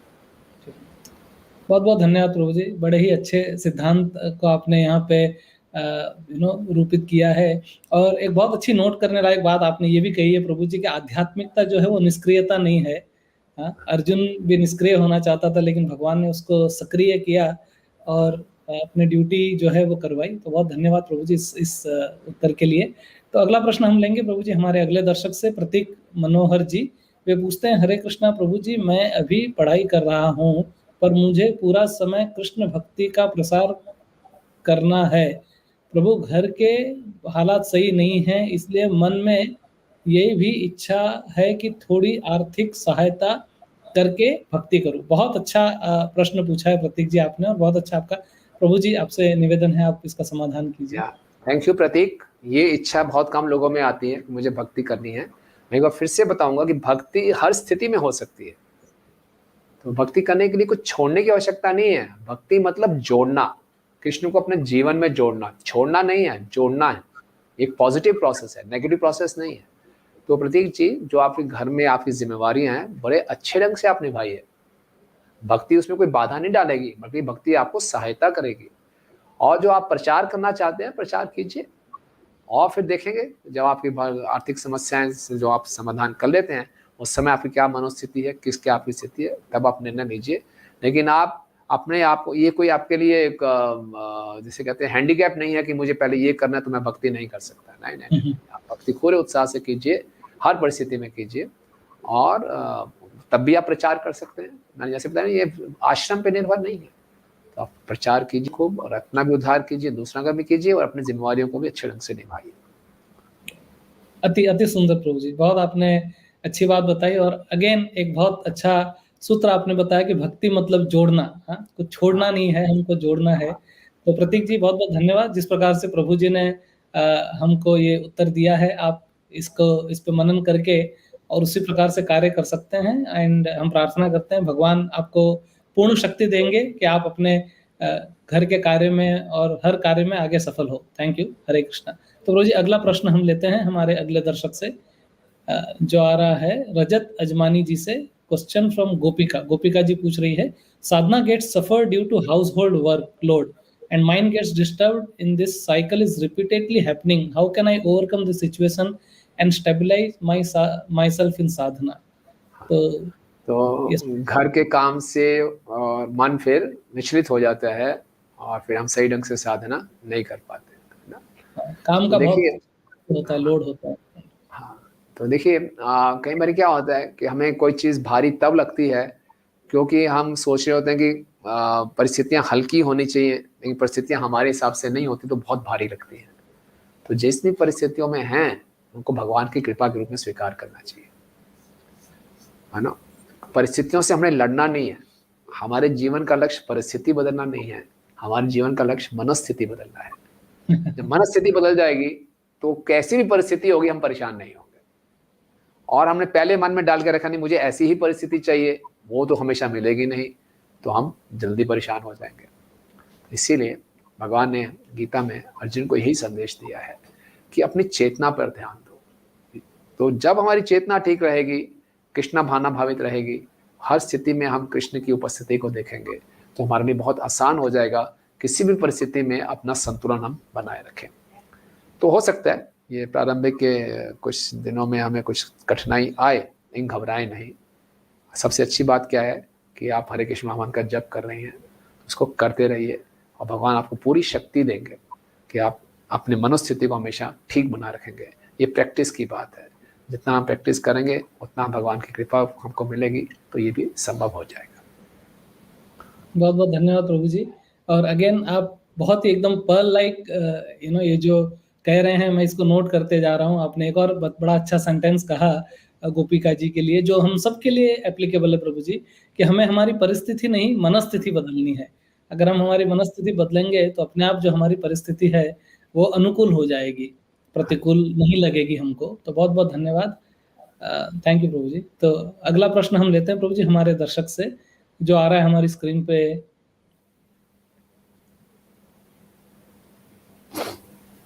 हरे कृष्णा। या दिनेश सुबेदी जी से ये पूछते हैं, my age is 47, I am married and I am with my joint family, how can I practice slowly of वानप्रस्थ आश्रम, हाउ शुड आई मैनेज? तो दिनेश जी, बहुत बहुत धन्यवाद। आपके विचार बड़े अच्छे हैं, और प्रभु जी आपका समाधान करेंगे इस प्रश्न का। हाँ, बहुत अच्छा है दिनेश जी, आपका इतना अच्छा आपका उत्साह देख के। और हमारे शास्त्रों में बताया गया है कि 50 वर्ष की आयु में हमें वानप्रस्थ प्रवेश करना चाहिए। हाँ, लेकिन हमें साथ ही साथ बड़ा प्रैक्टिकल भी रहना पड़ेगा, व्यवहारिक भी रहना पड़ेगा, क्योंकि आजकल वन तो बचे नहीं है पूरा हर जगह बिल्डिंग्स ही बिल्डिंग्स हैं, वन कहीं मिलेगा नहीं आपको, मुश्किल है। तो वानप्रस्थ का मुख्य उद्देश्य ये है कि हम सांसारिक जिम्मेवारियों को कम करें और आध्यात्मिक जिम्मेवारियों को बढ़ाएं। तो ये उसका सार है। फिर से मैं कह रहा हूं, छोड़ना सार नहीं है, त्यागना सार नहीं है। वैदिक संस्कृति में वानप्रस्थ में घर को त्यागना क्यों बताया गया? कि वो सारा समय आप वहां से रिटायरमेंट लेके संसारिक कर्तव्यों से निवृत्त होकर पूर्ण रूप से आध्यात्मिक कार्यों में लग जाएं। तो वो आप घर में रह के भी कर सकते हैं, ऐसी कोई बात नहीं है। वानप्रस्थ में सुविधा भी है कि व्यक्ति अपनी पत्नी के साथ रह के भी वानप्रस्थ में रह सकता है। तो आप धीरे धीरे, और हर कार्य हमें झटके से नहीं करना है ना, झटका नहीं मारना हमने। झटका मारेंगे तो उसका रिएक्शन आता है। ग्रेजुअली, क्रमशः करना है, ताकि आपको भी समस्या ना आए, आपके घर वालों को भी समस्या ना आए। भक्ति ऐसी नहीं करनी हमने कि चारों तरफ उपद्रव मच जाए ना, लोग परेशान हो जाएं, क्या कर दिया, बम फूट जाए, ऐसा नहीं करना। बहुत क्रमशः तरीके से आप आइए, भक्तों के संपर्क में आइए, भक्तों से जुड़िए, इस प्रोसेस को शुरू कीजिए, स्वतः धीरे धीरे आध्यात्मिक जिम्मेवारियों को लीजिए, तो ग्रेजुअली अपने आप सब एडजस्ट हो जाएगा और वो वानप्रस्थ हो जाएगा। बहुत बहुत अच्छा आपने वानप्रस्थ का ये जो इसको आप डेफिनेशन कहो या विश्लेषण कहो प्रभु, आपने बताया कि 50 वर्ष के बाद जो है वो आध्यात्मिक जिम्मेदारियों को बढ़ाना है और भौतिक जिम्मेदारियों को कम करना है। थैंक यू प्रभु जी। अगला प्रश्न है अभिषेक कुमार जी से। प्रभु जी, टेम्पल में फुल टाइम रहना हो तो उसके लिए क्या प्रोसेस है? हाँ, ठीक है अभिषेक जी, आप आइए, संपर्क कीजिए हमसे। फिर से वही बात मैं दोहराऊंगा, हम सबको फुल टाइम होना है, चाहे हम घर में रहें चाहे टेम्पल में रहें। हमें, अर्जुन ने फुल टाइम भक्ति की। अर्जुन घर में रहता था, क्षत्रिय था, युद्ध लड़ रहा था, लेकिन फुल टाइम भक्ति, वो युद्ध में लड़ भी रहा है तो वो भक्ति कर रहा है। तो ये गलत कंसेप्ट है कि मंदिर में रहेंगे तो फुल टाइम है, घर में रहेंगे तो मस्ती करेंगे, थोड़ी सी भक्ति करेंगे। नहीं, बुरा मत मानिए। घर में भी रहना है तो फुल टाइम भक्ति करनी है, और मंदिर में रहना है तब भी फुल टाइम भक्ति करनी है। फिर भी अगर आप मंदिर में आके रहना कर सकते थे, वो अपनी अपनी नेचर के अनुसार है, कहाँ आपको ज़्यादा अच्छा लगेगा, भक्ति करना अनुकूल लगेगा। तो अगर आप मंदिर में आके करना चाहते हैं तो फिर आपसे बातचीत करनी पड़ेगी, आपकी क्या परिस्थितियाँ हैं, घर की क्या परिस्थिति है, और उसके बाद फिर हम आपको आगे और मार्गदर्शन दे पाएंगे। अद्भुत रोजी, बहुत बहुत अच्छा कहा, और आपने बहुत अच्छी बात बताई कि हम सबको फुल टाइम होना है, जिस भी स्थान में हम रह रहे हैं, चाहे वो मंदिर है या घर है, हम सबको फुल टाइम भक्ति अल्टीमेटली करनी है। धन्यवाद प्रभु जी। तो अगला प्रश्न हम लेंगे हमारे अगले दर्शक से। विक्रम सिंह जी ये पूछते हैं, हरे कृष्णा प्रभु जी, दंडवत प्रणाम प्रभु जी। मैं अभी 2 माला करता हूँ और मैं 16 माला तक जाना चाहता हूँ, लेकिन अभी टाइम मैनेजमेंट नहीं कर पाता हूँ। रात को देर से सोना हो पाता है। I am married and 2 children. शायद अगला आगे का प्रश्न आ नहीं रहा है, लेकिन ये हम समझ गए विक्रम जी जो पूछ रहे हैं, और बड़ा अच्छा भाव है। 16 माला तक जाना चाहते हैं, टाइम मैनेजमेंट के बारे में पूछ रहे हैं, तो थोड़ा इस पे आप प्रकाश डालिए प्रभु जी। बहुत आसान है विक्रम जी। 16 माला शुरू में लगता है कि मुश्किल है, जैसे मैंने बताया, जैसे आप 16 माला करेंगे आपका टाइम और बढ़ जाएगा। ये विचित्र बात है, जब आप करेंगे तब आपको मालूम चलेगा। तो आप क्या कीजिए, जैसे मेरा आपसे निवेदन है, अगर आपको रात को लेट सोने की आदत है, धीरे धीरे आप कोशिश कीजिए, जल्दी उठना शुरू कीजिए और जल्दी सोना शुरू कीजिए। और 16 माला अगर आप इकट्ठी नहीं कर पाएंगे तो इसको आप दिन के 4 भागों में बांट दीजिए, 4-4 माला कर लीजिए, है ना। और जहाँ मौका मिले वहाँ शुरू कर दीजिए। जैसे मैंने बोला कि हरि भगवान का नाम लेने में कोई नियम नहीं है कि आपको सारी माला सुबह ही करनी है या सारी माला एक समय में ख़त्म करनी है। प्रेफरेबल है जितना ज़्यादा हम सुबह कर सकें, लेकिन कोई बात नहीं, आप पूरे दिन में इसको 4-4 के लॉट में बांट दीजिए तो हो जाएगी। और इसको कहते हैं ना, whatever is prioritize is achieved. इसको प्रायोरिटी देंगे तो अचीव कर लेंगे। तो आप करना चाहते हैं हृदय से, where there is a will there is a way, जहाँ चाहे वहाँ राह है, वहाँ निकल जाएगा। और धीरे धीरे धीरे रात को सोना लेट कम कर दीजिए और सुबह थोड़ा जल्दी उठना शुरू कर दीजिए, तो आपके लिए करना और सरल हो जाएगा। जय हो। धन्यवाद प्रभु जी, बहुत अच्छा आपने बताया कि 4-4 माला करके भी इसको किया जा सकता है। और एक बहुत अच्छी आपने बात बताई कि 16 माला करेंगे तो समय बढ़ जाएगा। तो मुझे प्रभु जी एक कविता का स्मरण हो रहा है। एक दोहा मैंने अपने स्कूल में पढ़ा था कि ज्यों-ज्यों बूढ़े श्याम रंग, अर्थात ज्यों-ज्यों डूबे श्याम रंग, त्यों-त्यों उज्जवल होए। तो ये विरोधाभास है कि आप काले रंग में जाओगे तो कैसे आप गोरे हो सकते हो, लेकिन कृष्ण का सही कलर है कि आपने बड़ी अच्छी बात कही कि 16 माला करेंगे तो हालांकि 2 घंटा लगता है, लेकिन समय और बढ़ जाएगा हमारा। तो ये अनुभव की बात है, शायद अनुभव से ही हम इसको समझ पाएंगे। थैंक यू प्रभु जी, बहुत बहुत अच्छा आपने इसका उत्तर दिया। तो अगला प्रश्न हम लेंगे प्रभु जी हमारे अगले दर्शक से। संकेत जी पूछते हैं, हरे कृष्णा प्रभु जी, मेरे घर में भक्ति के लिए अनुकूल परिस्थिति नहीं है और पास में कोई इस्कॉन भी नहीं है और मुझे दीक्षा भी लेनी है, अब मैं क्या करूं? तो ये थोड़ी अपने इस कठिनाई का बात कर रहे हैं, लेकिन आई थिंक बहुत आप उसको अच्छी तरह से उत्तर दे सकते हैं प्रभु जी। प्लीज संकेत जी को आप बताइए। संकेत जी धन्यवाद, और आपके अंदर से दृढ़ इच्छा देके बहुत अच्छा लगा, और भगवान आपकी इच्छा और प्रबल करे। घबराइए मत संकेत जी। भगवान कहते हैं जो प्रतिकूल परिस्थितियों में भी मेरा नाम लेता है, मेरा स्मरण करता है, वो मुझे बहुत प्रिय है, बहुत प्रिय है। तो भागवत में प्रहलाद महाराज की कथा आती है। प्रहलाद महाराज की तो बहुत प्रतिकूल परिस्थितियां थी, आपने शायद पढ़ा होगा। हिरण्यकश्यप उनको तरह तरह से प्रताड़ित किया, नहीं प्रहलाद महाराज घबराए नहीं और हमेशा भगवान का स्मरण करते रहे। तो अगर आपके आसपास कोई इस्कॉन सेंटर नहीं है तो भी घबराने की बात नहीं है। आजकल आप ऑनलाइन से संपर्क कर सकते हैं, तो ऑनलाइन से आप संपर्क कीजिए, और जहाँ पे भी आपकी इच्छा है, जहाँ से भी आपको प्रेरणा मिलती है, तो आपका मार्गदर्शन किया जाएगा और आप भक्ति कर सकते हैं। फिर से एक बार बताएंगे, भक्ति किसी भी बाहरी स्थिति पर निर्भर नहीं करती है ना, ये केवल आपकी दृढ़ता और आपकी चेतना पर निर्भर करता है। तो आपके अंदर ये दृढ़ता है तो निश्चित रूप से आप जहाँ पे भी यहाँ कर सकते हैं, घबराइए मत। और आप अच्छी भक्ति करेंगे तो भगवान आपकी भी रक्षा करेंगे और आपके पूरे परिवार की भी रक्षा करेंगे। और कई बारी हमारे परिवार वाले ऐसा नहीं है कि वहाँ प्रतिकूल परिस्थितियाँ होती हैं, कई बारी पूरा ज्ञान नहीं होता, कुछ उनके गलत धारणाएं हो सकती हैं, लेकिन आपके अच्छे व्यवहार को देखकर, आपके अच्छे आचरण को देखकर धीरे धीरे उनका भी हृदय बदल सकता है। हमने ऐसे बहुत से केसेस देखे कि परिवार में शुरू में प्रतिकूल परिस्थितियां होती हैं, लेकिन वक्त के अच्छे आचरण, अच्छे व्यवहार से, उसके सहनशीलता से घर वालों का भी हृदय परिवर्तन भगवान कर देते हैं। तो wish you all the best, आपको शुभकामनाएं, आप दृढ़ता से लगे रहिए। थैंक यू प्रभु जी। एक बात बार बार उभर के आ रही है, जैसा आप बता रहे हैं कि भक्ति किसी परिस्थिति पे निर्भर नहीं करती है ना, हमारी चेतना और हमारे दृढ़ निश्चय पे करती है। और शायद जो आपने इतना अच्छा प्रहलाद महाराज का एग्जाम्पल दिया, तो शायद उनके पास भी आसपास में कोई मंदिर या कोई सेंटर ना रहा होगा, लेकिन उन्होंने भक्ति कर ली उस जमाने में। बहुत बहुत धन्यवाद प्रभु जी। तो अगला प्रश्न हम लेते हैं हमारे दर्शकों से। बड़े अच्छे प्रश्न आ रहे हैं हमारे को। सप्तर्षि कमलिया जी पूछते हैं, I want to develop a small temple in my area, वाह, as there is no ISKCON temple here, what kind of mental strength and discipline is needed? Thank you सप्तर्षि जी, आपका इतना अच्छा ये प्रश्न है, और प्रभु जी आप इसका उत्तर दीजिए। बहुत बढ़िया प्रभु जी। सप्तऋषि प्रभु, आपका नाम इतना सुंदर है, तो आप सप्तऋषि। तो प्रभु जी, आप सबसे पहले आपको अच्छे ढंग से जुड़ना है। आप बोले कौन सी आपको मानसिक शक्ति चाहिए, क्या अनुशासन चाहिए, तो सबसे पहले आपको भक्तों का जीवन शैली देखना पड़ेगा। तो आप अच्छे ढंग से भक्ति में जुड़िए, सभी नियमों का अच्छे ढंग से पालन कीजिए। तो जब वो नियम को पालन करेंगे तो आपको और शक्ति मिलेगी, और फिर भक्तों के संपर्क में आएंगे। हमने प्रचार को बढ़ाना है। तो देखिए, मंदिर केवल कोई एक बिल्डिंग नहीं है ना, मंदिर है, मंदिर बनता है भक्तों से। मंदिर का जो मुख्य शोभा है वो भक्त है।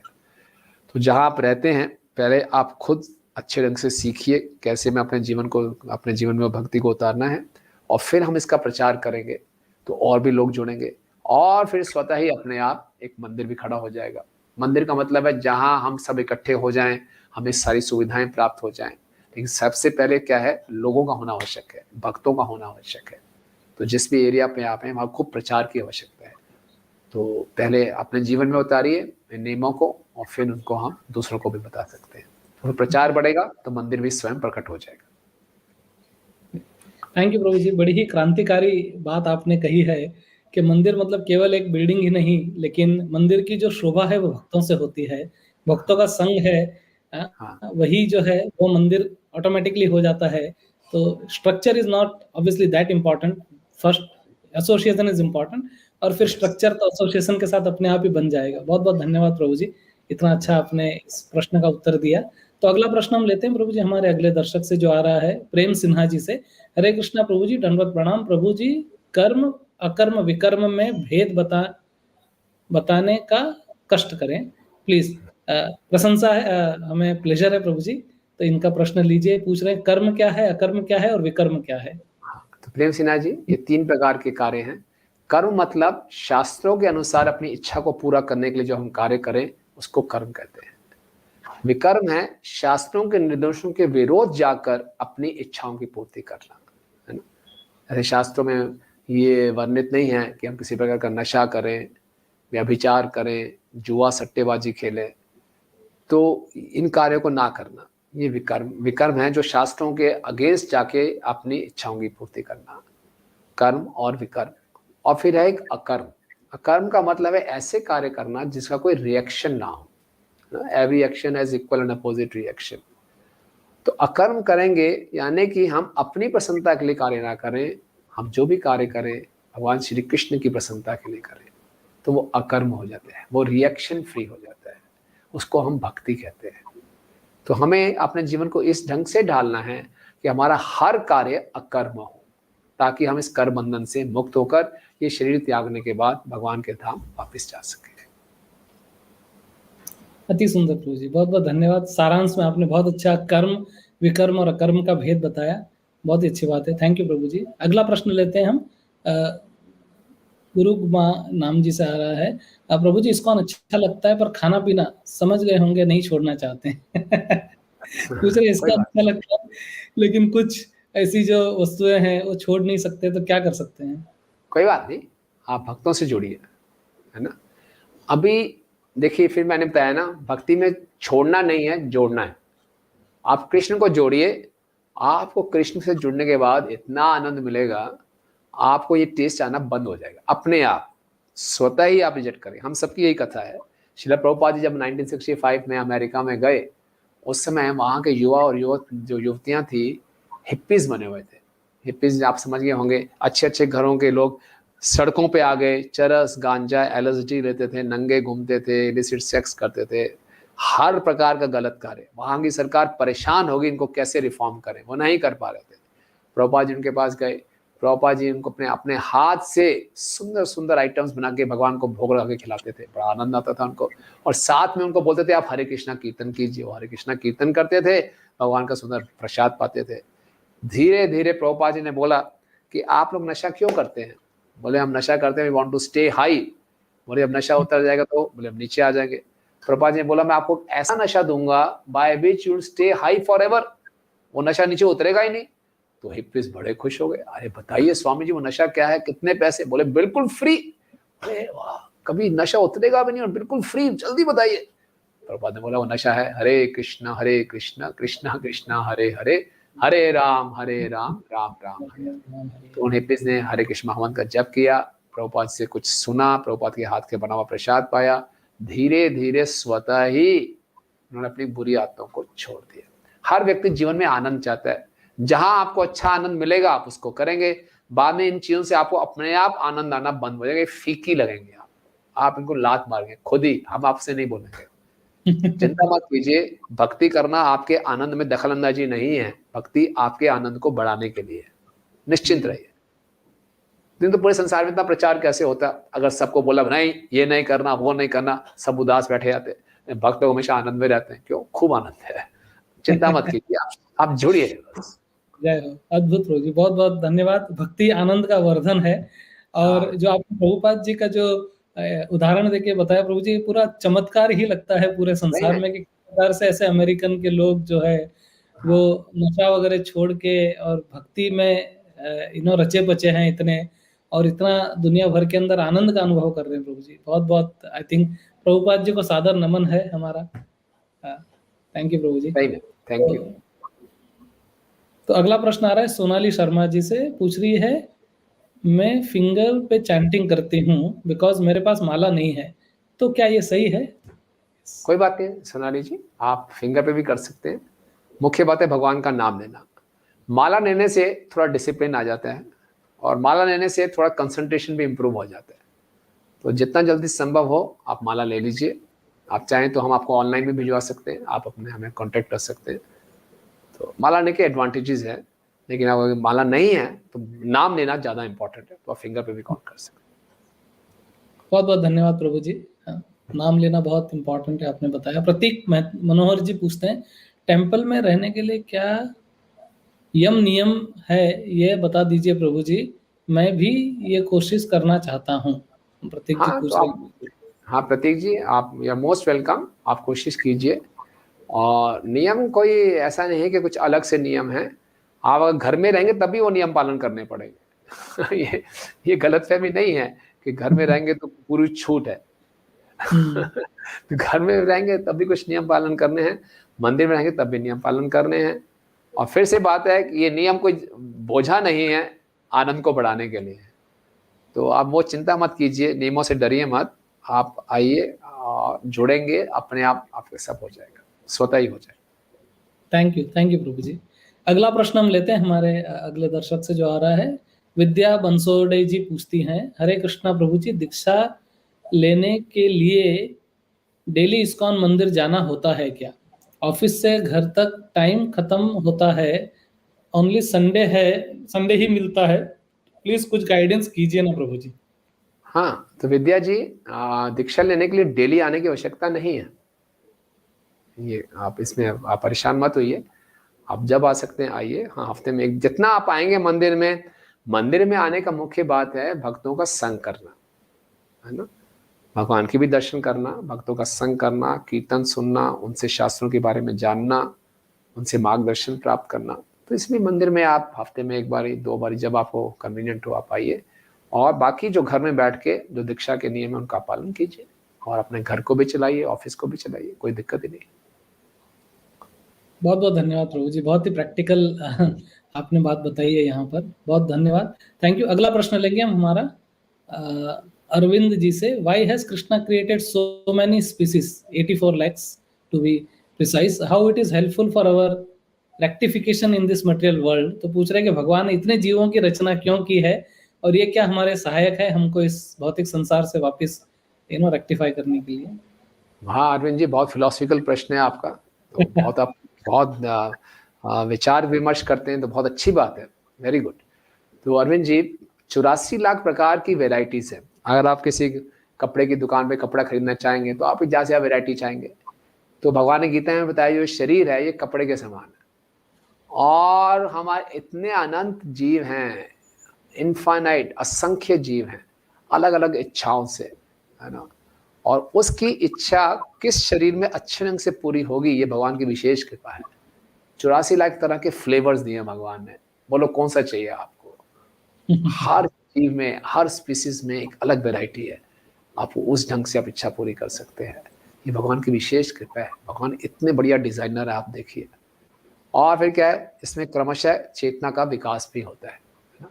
सबसे नीचे की योनि है पानी में, एक्वेटिक्स जलचर, फिर वृक्ष की योनि है, फिर कीड़े मकोड़े रेंगने वालों की योनि है, फिर पक्षियों की, फिर पशुओं की, फिर मनुष्य की योनि है।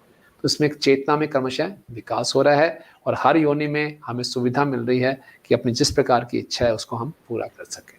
तो इस प्रकार से वैरायटी दी है भगवान ने। वाह, धन्यवाद प्रभु जी, बहुत अच्छी बात आपने बताई कि भगवान ने किस प्रकार से रचना की है ताकि हम हमारी इच्छाएं पूरी कर सकें। शुभम शर्मा जी पूछते हैं, हरे कृष्णा प्रभु जी, दंडवत प्रणाम, I am also a family member of ISKCON Punjabi Bagh, and मुझे एक टेंशन हमेशा रहती है कि फ्यूचर करियर के रिगार्डिंग फैमिली बहुत टेंस रहती है, क्या करूं प्रभु जी। तो शुभम जी, बहुत अच्छी बात है, आप हमारे पंजाबी बाग मंदिर से जुड़े हैं, तो जुड़े रहिए। शुभम जी, भगवान गीता में बहुत सुंदर एक श्लोक बताते हैं, भगवद्गीता के 9वें अध्याय का 22वां श्लोक है, अचिंत्यन्त यो तमाम ये जना परिपासते तेषाम नित्य भुक्तानाम योगक्षेम वहाम्यहम्। जो हमेशा मेरा चिंतन करता है उसके लिए उसकी चिंता मैं दूर कर देता हूँ।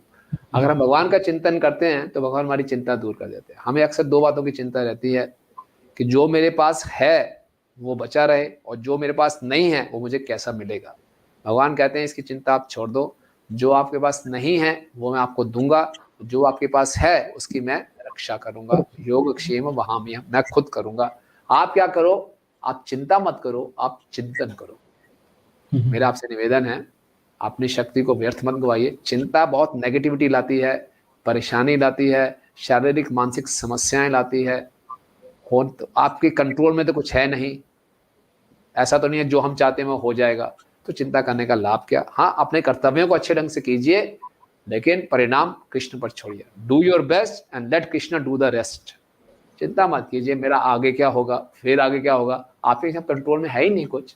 आप प्रेजेंट को सुधारिए, जो प्रेजेंट है, वर्तमान है, उसमें अपना बेस्ट दीजिए बस, और भगवान का नाम लीजिए। बाकी भगवान आपके लिए सब बढ़िया अरेंजमेंट करेंगे, डोंट वरी। थैंक यू प्रभु जी, आपने चिंतन और चिंता के बारे में इतना अच्छी बात बताई। प्रभु जी, इसी प्रश्न से जुड़ता हुआ मैं आपको एक्सटेंशन पूछना चाहता हूँ, क्योंकि शायद किसी दर्शकों का ये प्रश्न हो भी सकता है कि जैसे कई बार लोग सोचते हैं कि ऐसे कहना बहुत आसान है कि चिंता मत कीजिए, चिंतन कीजिए, लेकिन प्रैक्टिकली कई बार it becomes so difficult to leave anxiety and start chanting. तो चिंता को छोड़ के चिंतन तक आना, ये जो एक जर्नी है, एक यात्रा जो है, ये यात्रा in itself is so difficult sometimes for people. तो आप क्या प्रैक्टिकल सजेशन देना चाहते हैं कि अगर किसी व्यक्ति को बहुत चिंता हो रही है, तो वो किस प्रकार से उस चिंता से पहले तो थोड़ा दूर हो और फिर चिंतन में जुड़े? तो इसके बारे में थोड़ा कुछ बताइए। तो रमेश जी, जो मुझे हेल्प करता है चीज़ों का, ऐसा नहीं कि हमें चिंता नहीं होती, भक्तों के संग में बहुत मदद मिल जाती है। जब भक्तों के संग में आते हैं तो अपनी चिंता व्यक्त भी कर सकते हैं। तो जैसे मैं बता रहा हूँ, मुझे मेरे अलग भक्त से, अरे प्रभु चिंता मत कीजिए, आप ऐसा कार्य कर दीजिए और बाकी भगवान पे छोड़िए। तो चिंता हम क्यों करते हैं कि हम बहुत ज़्यादा फ्यूचर के बारे में सोचते हैं। फ्यूचर हमारे वर्तमान पर निर्भर करता है, तो वर्तमान को हम सही करेंगे, भविष्य अपने आप ठीक हो जाएगा। और बाकी भैया भगवान का नाम लें।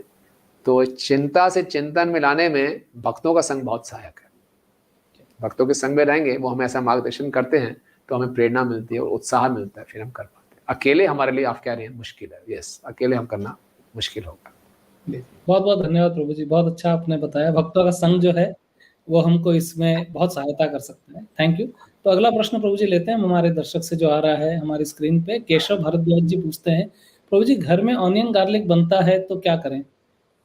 कोई बात नहीं, आप पहले चैंटिंग शुरू कीजिए, आप भक्तों से जुड़िए, है ना। और भक्तों से जुड़ेंगे और हो सके तो घर वालों को भी जोड़िए, तो धीरे धीरे सब ठीक हो जाएगा। केवल आपकी कथा नहीं है, सबकी कथा है, तो कोई दिक्कत की बात नहीं है। जैसे हमें हायर टेस्ट मिलता है, आप किसी चीज़ की इंपॉर्टेंस को समझते हैं, तभी आप उसको छोड़ पाएंगे। अगर आप सीधा बोले नहीं मत खाइए, तो कोई मानेगा नहीं। तो पहले आप जुड़िए, अपने परिवार वालों को भी जोड़िए, और फिर छोड़ना नहीं है, जोड़ना है। कृष्ण को जोड़ेंगे, अपने आप सब ठीक हो जाएगा। जय हो। Thank you Prabhu ji, thank you very much. अगला प्रश्न हम लेंगे प्रभु जी, हमारा जो आ रहा है भारती भोसले जी से। वे पूछती हैं, हरे कृष्णा प्रभु जी, मैं जानना चाहती हूँ कि स्पिरिचुअल वर्ल्ड गोलोक वृंदावन कैसा है? वाह, such a beautiful. Very nice Bharti ji, thank you for asking this question. और स्पिरिचुअल वर्ल्ड कैसा है? गोलोक वृंदावन, है ना। तो प्रभुपाद जी ने अपने शिष्यों को बोल के बहुत सुंदर सुंदर चित्र बनवाए हैं, ना। उसको प्रभुपाद कहते हैं windows to the spiritual world. उसमें आप देख सकते हैं बहुत सुंदर कैसे भगवान श्री कृष्ण ग्वाल बालों के साथ गायें चरा रहे हैं, कैसे गोपियों के साथ रासलीला कर रहे हैं, कैसे माखन चुरा रहे हैं। और फिर गोलोक वृंदावन का दर्शन हम श्रीमद् भागवतम में भी कर सकते हैं। जब भागवतम में पढ़ते हैं भगवान की कथाओं को, इस और भगवान के सिद्धांतों को पढ़ते हैं, उस फिलॉसफी को भी हिंदी में दर्शन कहते हैं। तो जब हम भगवान के बारे में सुनते हैं तो भी दर्शन होता है ना। ज़्यादा से ज़्यादा भगवान के बारे में सुने, श्रीमद् भागवतम को पढ़ें और सुने और सुंदर चित्रों को देखें, तो हमें गोलोक वृंदावन का एक आभास होगा। भगवान गीता में इंट्रोडक्शन भी देते हैं, ना तद भास्यते सूर्यो न शशांको न पावका यद गत्वा निवर्तन्ते तद धाम परम मम। भगवान के धाम में प्रकाश ही प्रकाश है, अंधकार होता ही नहीं। वहाँ हर चीज चेतन है, वहाँ हर वस्तु भगवान की प्रसन्नता के लिए है। हर वस्तु की इच्छा है कि मैं भगवान को प्रसन्न कर सकूं। इस प्रकार से श्रील प्रभुपाद कहते हैं वो आध्यात्मिक गोलोक वृंदावन हम पृथ्वी पर भी ला सकते हैं। कैसे? सब कुछ जो भी हम करें भगवान की सेवा में जोड़ दें, तो गोलोक वृंदावन मिल जाएगा। वैसा ही हम अनुभव कर सकते हैं। उसी की प्रैक्टिस हमने करनी है। उसकी प्रैक्टिस सही कर ली तो हम गोलोक वृंदावन जाने के योग्य बन जाएंगे। बहुत बहुत धन्यवाद प्रभु जी, गोलोक वृंदावन के इस प्रकार से दर्शन का वर्णन करने के लिए बहुत बहुत धन्यवाद। तो अगला प्रश्न हम हरे अच्छा, ये सिमरन सिनेश्वर जी से आ रहा है। हरे कृष्णा प्रभु जी, मैं जहाँ रहती हूँ वहाँ इस्कॉन नहीं है, तो कैसे भक्तों का संग करे प्रभु जी? सिमिलर क्वेश्चन जो हमने पहले एड्रेस किया प्रभु जी। हाँ, तो नहीं है तो आप ऑनलाइन संग कर सकते हैं। आप हमारे साथ जुड़िए, ऑनलाइन हमारे बहुत से प्रोग्राम्स हैं, उसमें आप जुड़ सकते हैं। मैं आपको बताता हूँ कि हमारे से किसी ने ऑनलाइन भगवद गीता मंगवाई थी। वो केरला में रहती थी, एक माता जी थी, 3 साल पहले की बात है। तो उन्होंने केरला में हमने गीता भेजी, उन्होंने गीता पढ़ी, गीता पढ़ के उन्होंने माला भी शुरू कर दी, पालन करना शुरू कर दिया। और उसके बाद वो हमसे फिर हमारे कहीं यात्रा थी द्वारका में, वो द्वारका यात्रा में भी आई। तो इस प्रकार से ऑनलाइन में ये एक सुविधा है, इस टेक्नोलॉजी का हम उपयोग भक्ति में आगे बढ़ने के लिए भी कर सकते हैं। जी, और प्रभु जी आपकी आज्ञा से मैं थोड़ा-सा एक एडिशन करना चाहूँगा इसमें हमारे टीम की तरफ से। तो सिमरन जी आप हरे कृष्णा टीवी से भी जुड़ सकते हाँ, हैं। Yes, yes, yes. जैसे हमारा मुख्य उद्देश्य इस प्रोग्राम का और इस टीवी का यही है कि हर घर में हम जो है वो भगवत संदेश को पहुँचा सके। भगवत संदेश श्रील प्रभुपाद जी के जो ये भगवत गीता का जो सार है, भागवत का जो सार है, इसको पहुँचा सके। और इसीलिए हमारा प्रयास रहता है कि हम श्रीमान रुक्मिणी कृष्ण प्रभु और ऐसे महान भक्तों को आप लोगों से रूबरू करवाएँ, जिनके जीवन से आप प्रेरणा प्राप्त कर सकते हैं, जिनसे आप प्रश्न पूछ सकते हैं। और ऐसे अनेकानेक हमारे अलग-अलग प्रोग्राम होते हैं। हर दिन हमारे प्रोग्राम चलते हैं और बहुत मेहनत से। और यहाँ पर हम ना कोई हरे कृष्णा टीवी पे एडवर्टाइज़मेंट करते हैं। ये एक वॉलंटरी जैसे हमारा इस्कॉन भी एक वॉलंटरी ऑर्गेनाइजेशन है, हमारे हरे कृष्णा टीवी जो है, ये इस्कॉन डिज़ायर ट्री जो है, बड़ी मेहनत से, बड़े प्रेम से इसको चला रहा है। तो आपके इसमें सपोर्ट की भी आवश्यकता है कि एटलीस्ट आप इसको देखिए, इससे जुड़िए, ताकि जितने हमारे ज़्यादा भारत में और अन्य प्रदेश में इसका प्रचार प्रसार होगा, उतना ज़्यादा जो है वो हम भक्ति से जुड़ पाएँगे। तो हमारे सारे दर्शकों को धन्यवाद भी देते हैं कि आप जुड़े रहते हैं, हमारा उत्साह बढ़ाते हैं। और आप अपने रिलेटिव्स, मित्रों को और अपने अन्य परिचित जनों को भी इसके बारे में बताते रहिए। ये लिंक उनके साथ शेयर करते रहिए और हमारी चैनल जो है हरे कृष्णा टीवी की, उसको भी सब्सक्राइब कीजिए, ताकि ज़्यादा से ज़्यादा जो लोग हैं इससे जुड़ सके। बहुत-बहुत धन्यवाद। सॉरी प्रभु जी, मैंने थोड़ा-सा thank addition you. It's a very good idea. TV देखना हमें अच्छा ही लगता है, तो why not Hare Krishna TV. इसमें कोई एडवर्टाइजमेंट भी नहीं है, बिल्कुल शुद्ध संदेश है, प्योरिटी है, क्लैरिटी है और हमारे जीवन में सकारात्मक परिवर्तन लाएगा। निश्चित रूप से हरे कृष्णा टीवी आप देखिए और आपको भक्ति में खूब आगे वृद्धि होगी। थैंक यू प्रभु जी। तो अगला प्रश्न है, अगेन सत्तर जी से पूछ रहे हैं, can we attract materialistic people by opening a delicious pure veg restaurant like Govindas by providing निवेदित प्रसाद। Nivedit Prasadam, offered Prasadam, I believe. As we know, Prabhupada experimented prachar made out of delicious Prasadam. Yes, Saptarji से बहुत सप्तऋषि जी, wonderful idea, बहुत अच्छा idea आपका। करिए इसको, निश्चित रूप से बहुत अच्छा लगेगा कि आप इसको भगवान को ऑफर कीजिए और भगवान को ऑफर करके जो भी खिलाएं, लोगों को प्रसाद खिलाएंगे। प्रसादे सर्व दुक्खानाम हानि रस्योपजायते। प्रसाद यानी भगवान की कृपा, और भगवान की कृपा से जो भी लोग भगवान के प्रसाद को पाएंगे उनके सब दुख मिट जाएंगे। तो कितना सुंदर आप ये सेवा करेंगे, निश्चित रूप से गो अहेड, बहुत अच्छी बात है। बहुत बहुत धन्यवाद प्रभु जी। शायद मैंने आपके या किसी भक्त के शायद क्लास में सुना था कि प्रसाद का मतलब होता है प्रभु के साक्षात दर्शन। तो जो व्यक्ति होता है उसको प्रभु भी प्राप्त हो जाते हैं। बहुत धन्यवाद प्रभु जी। अगला प्रश्न हम लेंगे हमारा दिया गेहानी जी से, पूछते हरे कृष्णा प्रभु जी, शिव जी एंड कृष्णा में कौन बड़ा है? शिव जी एंड कृष्णा में क्या डिफरेंस है? तो पूछ रहे हैं इनमें क्या भेद है भी या नहीं, और कौन बड़ा है कौन? तो आप जरा बता सकते हैं प्रभु जी। तो मैं सरल शब्द में बताने का प्रयास करूंगा। शिव जी और कृष्ण में वही अंतर है जैसे दूध और दही में, क्षीरम यथा यदि विकार विशेष योगा। जैसे बताया जाता है कि जब दूध में कुछ खट्टा लगा दें, कुछ जामुन मिलाएं तो वो दही बन जाता है। तो दूध से तो हम दही बना सकते हैं, लेकिन दही से दोबारा दूध नहीं बना सकते। तो कृष्ण की तुलना दूध से की गई है और शिव जी की तुलना दही से की गई है। तो जब कृष्ण को भौतिक जगत से कुछ डील करना है तो वो जो कृष्ण जो है शिव बन जाते हैं ना। तो जो सृष्टि की रचयिता जैसे दुर्गा मैया उनकी भार्या हैं, तो वो माता जी हैं, ये सृष्टि के पिताजी हैं। लेकिन शिव जी को पूरी शक्ति प्रदान होती है कृष्ण से ही। तो इस प्रकार से आप कर सकते हैं। वाह, बहुत अच्छा उदाहरण दिया प्रभु जी आपने दूध और दही का। I think this makes things very very clear also. Thank you प्रभु जी। तो अगला प्रश्न प्रभु जी हम ले रहे हैं हमारे अगले दर्शक से, जो आ रहा है राहुल शाह जी से। वे पूछते हैं, Hare Krishna Prabhu ji, is material intelligence also given by Krishna? How astrology plays a role in our life? सब कुछ भगवान के द्वारा है। अहम सर्वस्य प्रभो मता सर्वम प्रवर्तते। कोई भी वस्तु है जो संसार की, वो कृष्ण से ही उत्पन्न हुई है। ऐसा नहीं कोई ऐसी वस्तु है जिसके कारण कृष्ण नहीं है। सर्व कारण कारणम, भौतिक बुद्धि, आध्यात्मिक बुद्धि, सब कुछ कृष्ण के द्वारा है।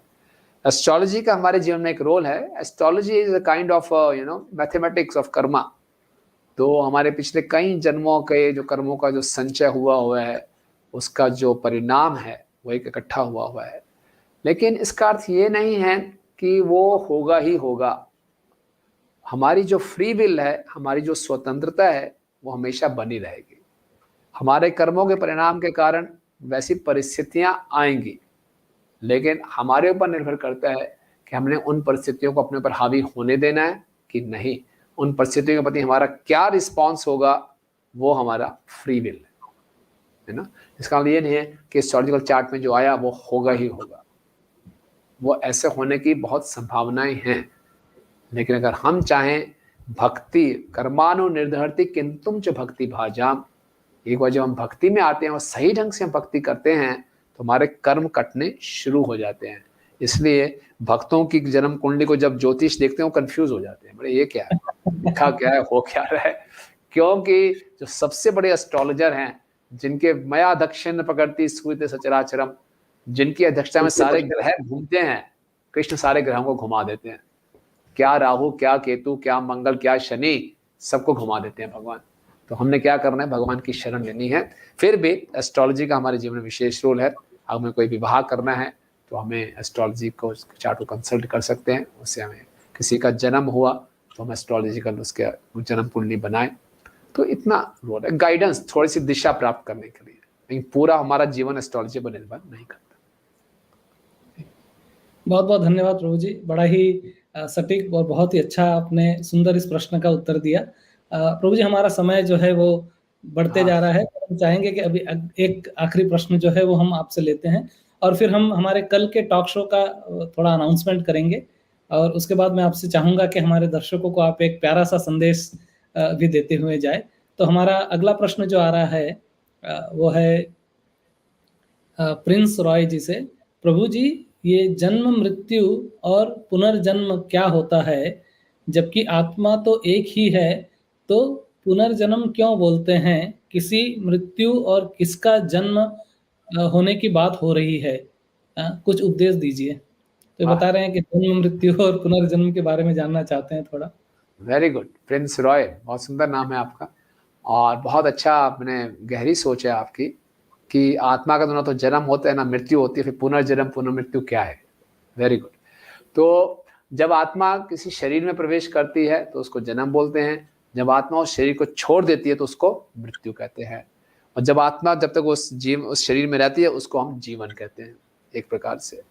तो जब आत्मा शरीर को छोड़ देती है तो नए शरीर में चली जाती है तो उसको फिर नया जन्म मिला। तो किसी भी शरीर में प्रवेश करना आत्मा के लिए एक प्रकार से एक पीड़ा है, एक सजा है, पनिशमेंट है। तो इस चक्कर से हमें निकलना है, क्योंकि एक शरीर छोड़ा दूसरे शरीर में गए। जब आत्मा दूसरे शरीर में प्रवेश करेगी उसको फिर से जन्म बोला जाएगा। वो शरीर को छोड़ेगी फिर से मृत्यु बोला जाएगा, फिर से नए शरीर में जाएगी फिर से उसको जन्म बोला जाएगा। और हर एक जन्म में उसको पीड़ाएं सहनी है। तो हमारा उद्देश्य इस जन्म मृत्यु के साइकिल को तोड़ना, वही उसी के लिए मनुष्य योनि दी गई है। और वो हम कर सकते हैं भगवान श्री कृष्ण की भक्ति में जुड़कर। भगवान श्री कृष्ण का नाम है मुकुंद, जो हमें इस जन्म मृत्यु के चक्कर से मुक्ति प्रदान कर सकते हैं। जय हो। Thank you Prabhu ji. Thank you Prince ji, बहुत अच्छा आपने प्रश्न पूछा फिलोसॉफिकल, और प्रभु जी ने इतना सुंदर उत्तर दिया है। तो क्योंकि हमारा समय हो रहा है, तो जिन भी दर्शकों के प्रश्न हम अगर नहीं ले पाए हैं तो हम आपसे निवेदन करेंगे कि आप इसको वापस से शो पूरा होने के बाद कमेंट्स में आप जो है वो प्रश्न आप डाल दीजिएगा, और हम निवेदन करेंगे, प्रभु जी से अप्रोच करेंगे बाद में, और धीरे धीरे आपके प्रश्नों के जो उत्तर है जो हम अभी नहीं ले पा रहे हैं समय की मर्यादा की वजह से, वो हम लेंगे। और हम आपसे पहले तो धन्यवाद देना चाहते हैं सभी दर्शकों को, और ये निवेदन भी करना चाहते हैं कि आप हमारे टॉक शो से जुड़ते रहिए। हम हर शुक्रवार, शनिवार और रविवार ये टॉक शो आपके लिए अरेंज करते हैं, और बहुत ही प्रेरणास्पद व्यक्तित्व जो है, पर्सनालिटीज को है, उनको प्रयास करते हैं हम उनको बुलाने का, ताकि हम उनसे रूबरू हो सके, वार्तालाप कर सके, उनसे प्रेरणा प्राप्त कर सके। तो बहुत बहुत धन्यवाद। तो हर शुक्रवार, शनिवार और रविवार भारत के 8 बजे के समय अनुसार हमारा ये शो होता है, एक मुलाकात कृष्ण भक्त के साथ, और कल भी होगा। तो आपसे निवेदन करूंगा कि कल भी आज आप जो है हमारे शो में जुड़िए, और अपने सभी मित्रों से, परिवारजनों से, परिचित वालों से ये जो है इसके बारे में आप शेयर कीजिए। तो बहुत बहुत धन्यवाद प्रभु जी।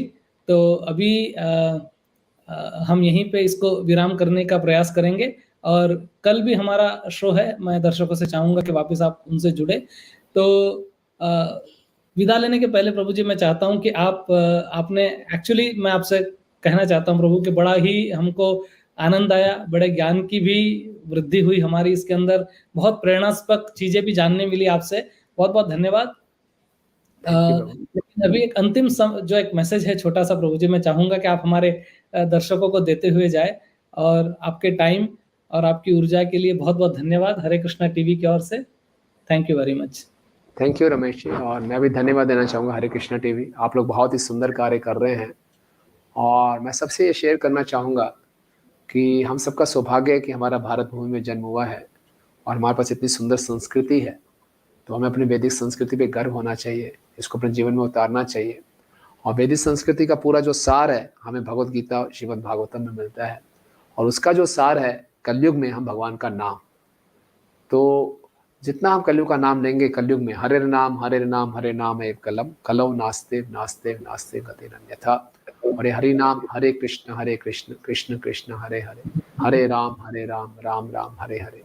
ये बताता है कि ये सारे कलयुग के सारे क्लेशों का नाश कर देता है, और सारे वैदिक शास्त्रों में इससे बढ़कर और कोई उपाय नहीं है। तो हमें ये मनुष्य शरीर मिला है, ये पता नहीं आजकल कोरोना क्राइसिस में हमारी आंखें खुल गई हैं कि कभी भी ये शरीर हमसे छीना जा सकता है। और बाकी योनियों में, स्पीसीज ऑफ लाइफ में ये फैसिलिटी नहीं है कि हम भक्ति कर पाएंगे। तो जितना हमारे पास जीवन है, हम अपने जीवन में भी खुशी लाएं और दूसरों के जीवन में भी खुशी लाएं, तब हमारे लाइफ में लगेगा कि हमने कुछ पाया है। दूसरों को आनंद दें, और सबसे बड़ा हम आनंद दे सकते हैं उनको भगवान की भक्ति में जोड़ के, और इसके लिए हम खुद भी जुड़ें और दूसरों को भी जोड़ें। और सबसे आसान तरीका है कलयुग में कि हम भक्तों का संग करें और हरि नाम लें।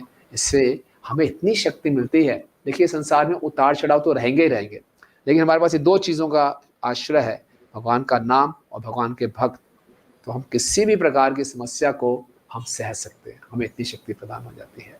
तो यही मेरा आपसे निवेदन है कि इन चीज़ों को हम स्वीकार करें, और मैं सबको शुभकामनाएं देता हूँ कि भगवान आपके और आपके परिवार का स्वास्थ्य ठीक रखे और आपको पूरी शक्ति प्रदान करे, जीवन की हर समस्या का हम समाधान कर सकें। और इसी प्रकार से आप हरे कृष्णा टीवी से जुड़े रहिए और अपने जीवन को सफल बनाइए।